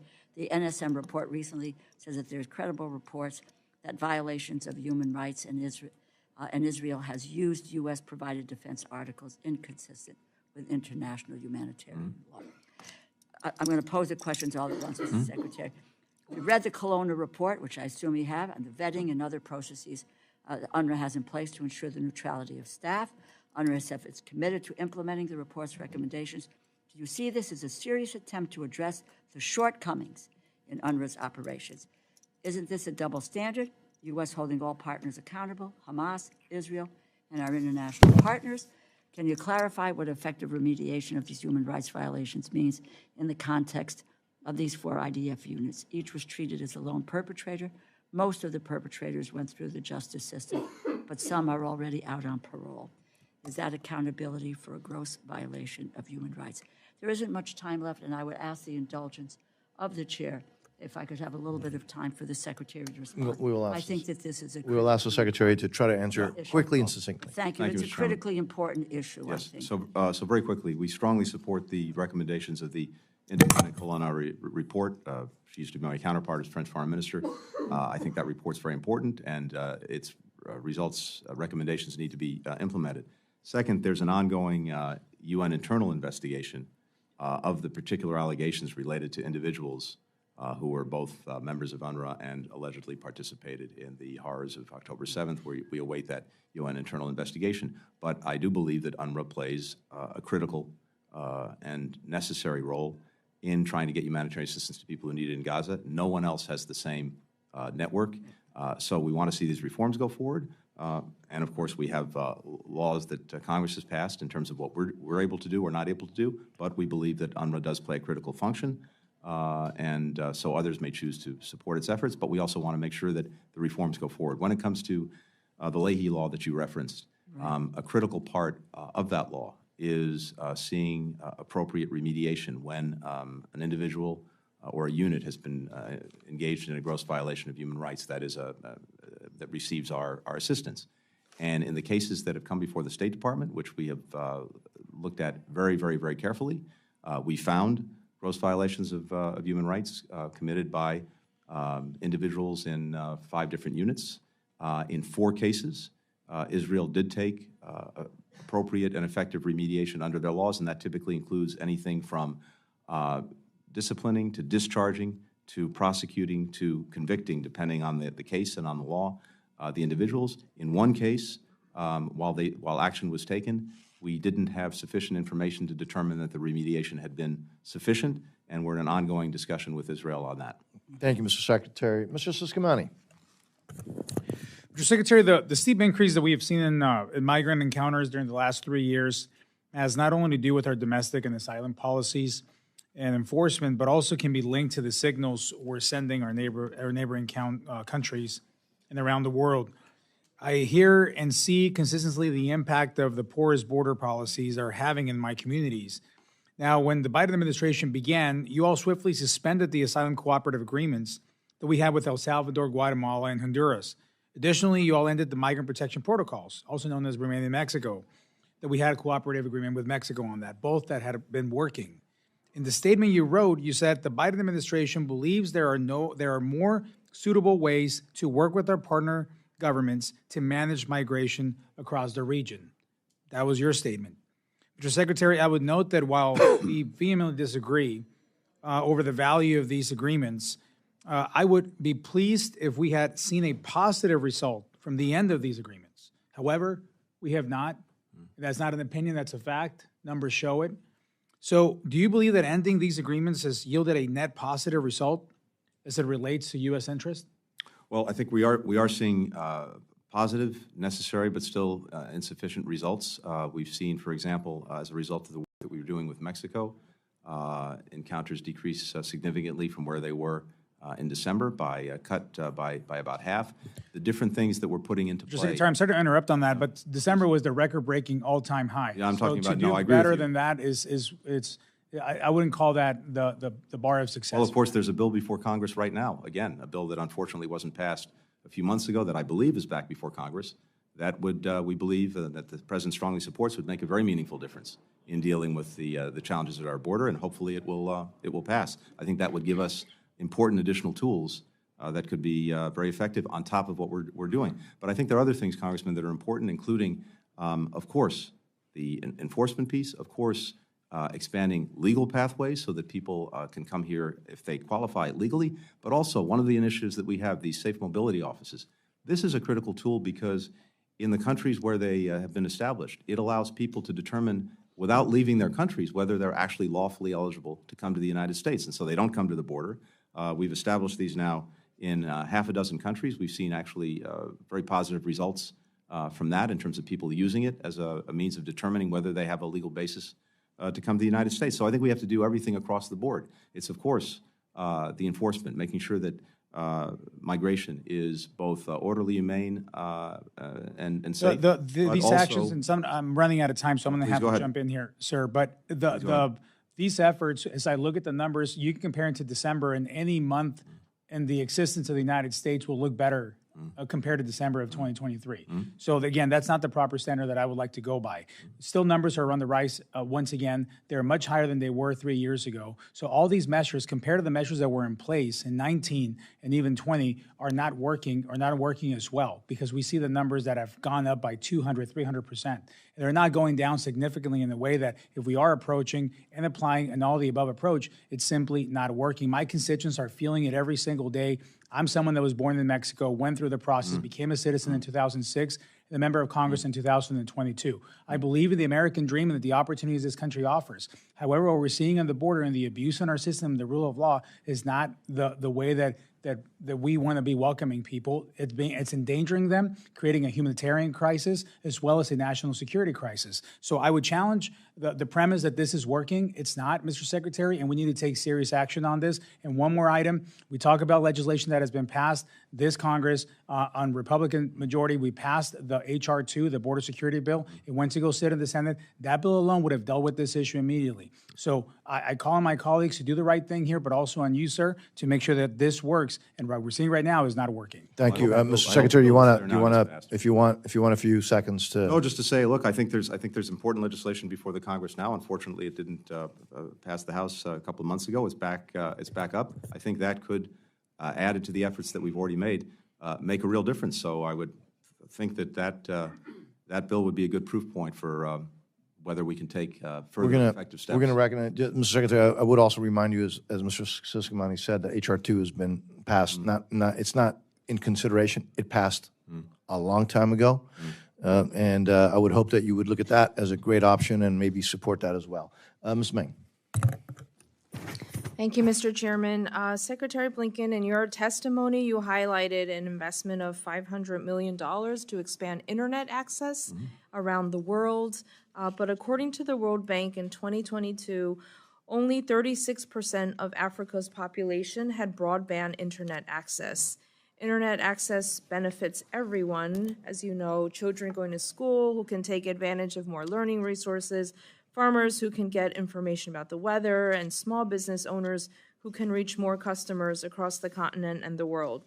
With competing companies like Huawei taking advantage of billions in incentive dollars, do you believe $500 million is enough to meet the need for internet access across the African continent? Well, in and of itself, it's not. But the fact that it can act as a catalyst, that it can act as a resource for the government to help do two things: to marshal our own resources across our government and align them, including with institutions like the Development Finance Corporation, but then to coordinate effectively with other countries and other partners. For example, as we're doing in the Indo-Pacific, Pacific Islands, bringing underseas cables to the Pacific Islands, working with Japan, working with Taiwan, working with others, and then, as I mentioned earlier, to be a catalyst for the private sector, because, no, we can't finance these things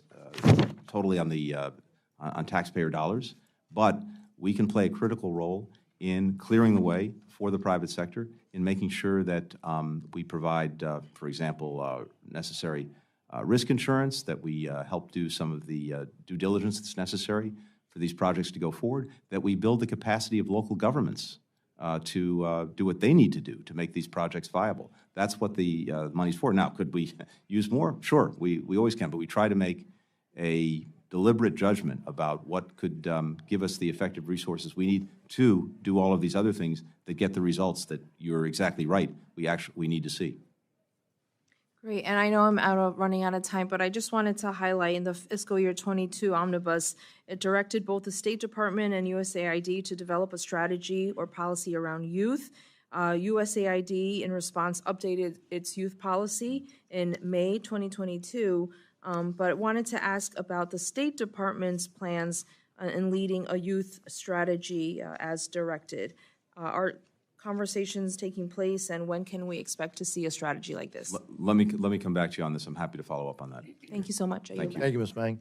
Mr. Edwards, you're recognized, sir. Thank you, Mr. Chair. Mr. Secretary, in September last year, the Office of the Inspector General published an audit on the selected cooperative agreements supporting the Department of State's Resettlement Support Centers, the RSC. The Inspector General found that selected refugee recipients of cooperative agreement funds did not always adhere to the federal requirements, department guidance, or award terms and conditions. In fact, the OIG found that 65% of refugee applications reviewed had deficiencies, and none of the 12 RSC caseworkers observed conducted pre-screening interviews in accordance with requirements. The OIG then found evidence that selected award recipients didn't always spend funds in accordance with federal requirements. Specifically, they tested 144 expenditures totaling nearly $2 million and found that 17% of those allocated funds would have been unallowable. Can you please inform this committee what measurable steps the State Department and Bureau of Population, Refugees, and Migration have taken to address these deficiencies and to systematically and deficiencies and the wasted resources? Thank you. No, thank you, Congressman. Two things on this. First, we've been engaged in a very significant effort to rebuild the resettlement program in the United States, which was in significant disrepair when we came into office. And that's required a very significant effort to get these resettlement organizations back up and running, and not only running, but running efficiently, effectively, and of course, following the law. Second, we take very seriously the work, the investigations of the Inspector General, and we are always working to follow up and take action when we find that something needs remediation. And so we're working intensely with the resettlement agencies to make sure that they are following the letter of the law when it comes to the use of our monies and of taxpayers' monies. But I'm happy to follow up with your office in more detail on this and can share that. Thank you. Please, in my last half a minute, can you tell us, has the PRM recovered any of the costs determined to be unallowable or any of the $759,000 the OIG questioned in the report? Let me come back to you on that. I don't have an answer for you right now, but I'll get you one. Thank you. Thank you, and I want to thank everybody for sticking to the 3 minutes. We want to be responsible, and again, the gentleman from Florida, Ms. Frankel. I was talking about this film I saw last night, which was a recap of the sexual violence, the brutality of Hamas when they attacked Israel October 7th, as well as women still being held in Gaza, chained, being raped. And the descriptions of what happened October 7th, they didn't have to show the pictures. They interviewed people who heard what was going on and what they saw with nails and objects in women's private parts, women being raped and passed around and their breasts cut off and burned and horrible. Interesting. The movie is called Screams Before Silence. That's because they heard the screams and then there was silence because the women were killed. But, Mr. Secretary, what I'm worried about and what I am dismayed about, and I don't understand, is the silence of the world. The silence of the world about the brutality of Hamas, the silence of the world about horrible things that are happening all over the world. Sudan, Ukraine, Haiti, Myanmar. I could go on and on where millions of people are suffering. And yet, the protests are about Israel. And this is what I don't understand. I don't want to, I'm not trying to demean the passion of any particular protester, but I'm wondering, is there some sort of organized effort to create conflict in our country? Are organized efforts to fund these protests? What is driving the fact that the protests are, despite every horror in this world, is going on against Israel and in part the United States? Well, first, I think the horrific, almost unimaginable sexual violence that you've pointed to and that this film shows, and I've seen the evidence of it myself on trips, is horrific, and the world, the United Nations, was very late to identifying that and talking about that. And more broadly, one of the things that we've seen is that Hamas has almost been erased from the story, as if it didn't exist, didn't do anything, isn't doing anything right now. And one does have to ask why. I think, look, people are genuinely motivated by passion, the plight of little children, women, men in Gaza, the humanitarian crisis that they're experiencing is gut-wrenching. And I think most people likely motivated by that. And I not only understand it, we're working to do something about it. But I also agree with you that as a general proposition, we should try to avoid having selective outrage. And we need to see, hopefully, a focus on all of these other challenges where people are experiencing the worst of humanity and where we're working to change that, but it would be good if there was more focus there as well. Yeah. Well, thank you, and thank you for bringing that up. I would just say follow the money. Ms. Torres. Thank you, Chairman, and I hope to be able to have a follow-up with you on just what is happening in that region as it relates to the farms that were also decimated in Israel during that October 7th attack. But, Mr. Secretary, as you know, the European Union this Tuesday endorsed new rules on artificial intelligence, which one headline called a benchmark for the rest of the world. If we are not at the table on global AI discussions, the rest of the world will move forward without us, unfortunately. We must be a part of the conversation for this revolution in the production of knowledge. From tools to increase productivity to the challenge of deep fakes, AI is already changing the world, and we must make sure that it is changing it for the better, helping us create a more peaceful world for us to thrive in. Mr. Secretary, given President Biden's work on AI policy and your own efforts in this space, what role do you see for the State Department in global efforts to ensure AI is working for us to build a better world? And I should mention, Mr. Secretary, that I am working on funding to support local cities and states across our country to partner with cities and regions in allied countries on AI research projects, something similar to our Sisters City program. That sounds like a terrific initiative, and I'd love to learn more about it. But very quickly, I think the State Department is playing and must play a central role in this. We've reorganized the department to do just that. We established the first bureau for cyber and digital policy with a special envoy for emerging technologies to include AI, to make sure that diplomatically, not only could we have a seat at the table, we would be at the head of the table when the norms, the standards, the rules by which technology like AI gets used actually gets decided. We were able at the United Nations to get through the first resolution overwhelmingly passed the General Assembly as a result of our diplomacy on artificial intelligence to try to begin to establish principles for its use that would maximize the good, minimize the bad, and, for example, focus AI on the benefits it can bring to achieving the Sustainable Development Goals, which, as you know, are stalled, and AI can make a huge difference. We've been leading in the G7 countries, again, to begin to establish understandings about norms and standards for AI on safety, on security, on privacy protection, on eliminating bias, on making sure that technologies can't be used for misinformation or disinformation.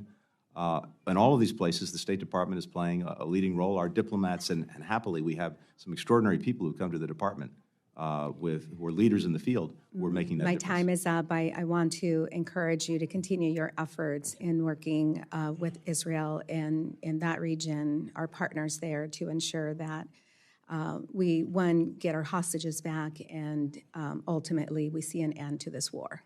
And I yield back. Well, thank you, Ms. Torres. Obviously, members may submit additional questions. For the record, Mr. Secretary, as you can see, there's a lot of interest, a lot of passion, and a lot of knowledge in the members of this subcommittee. We all look forward to continue working with you.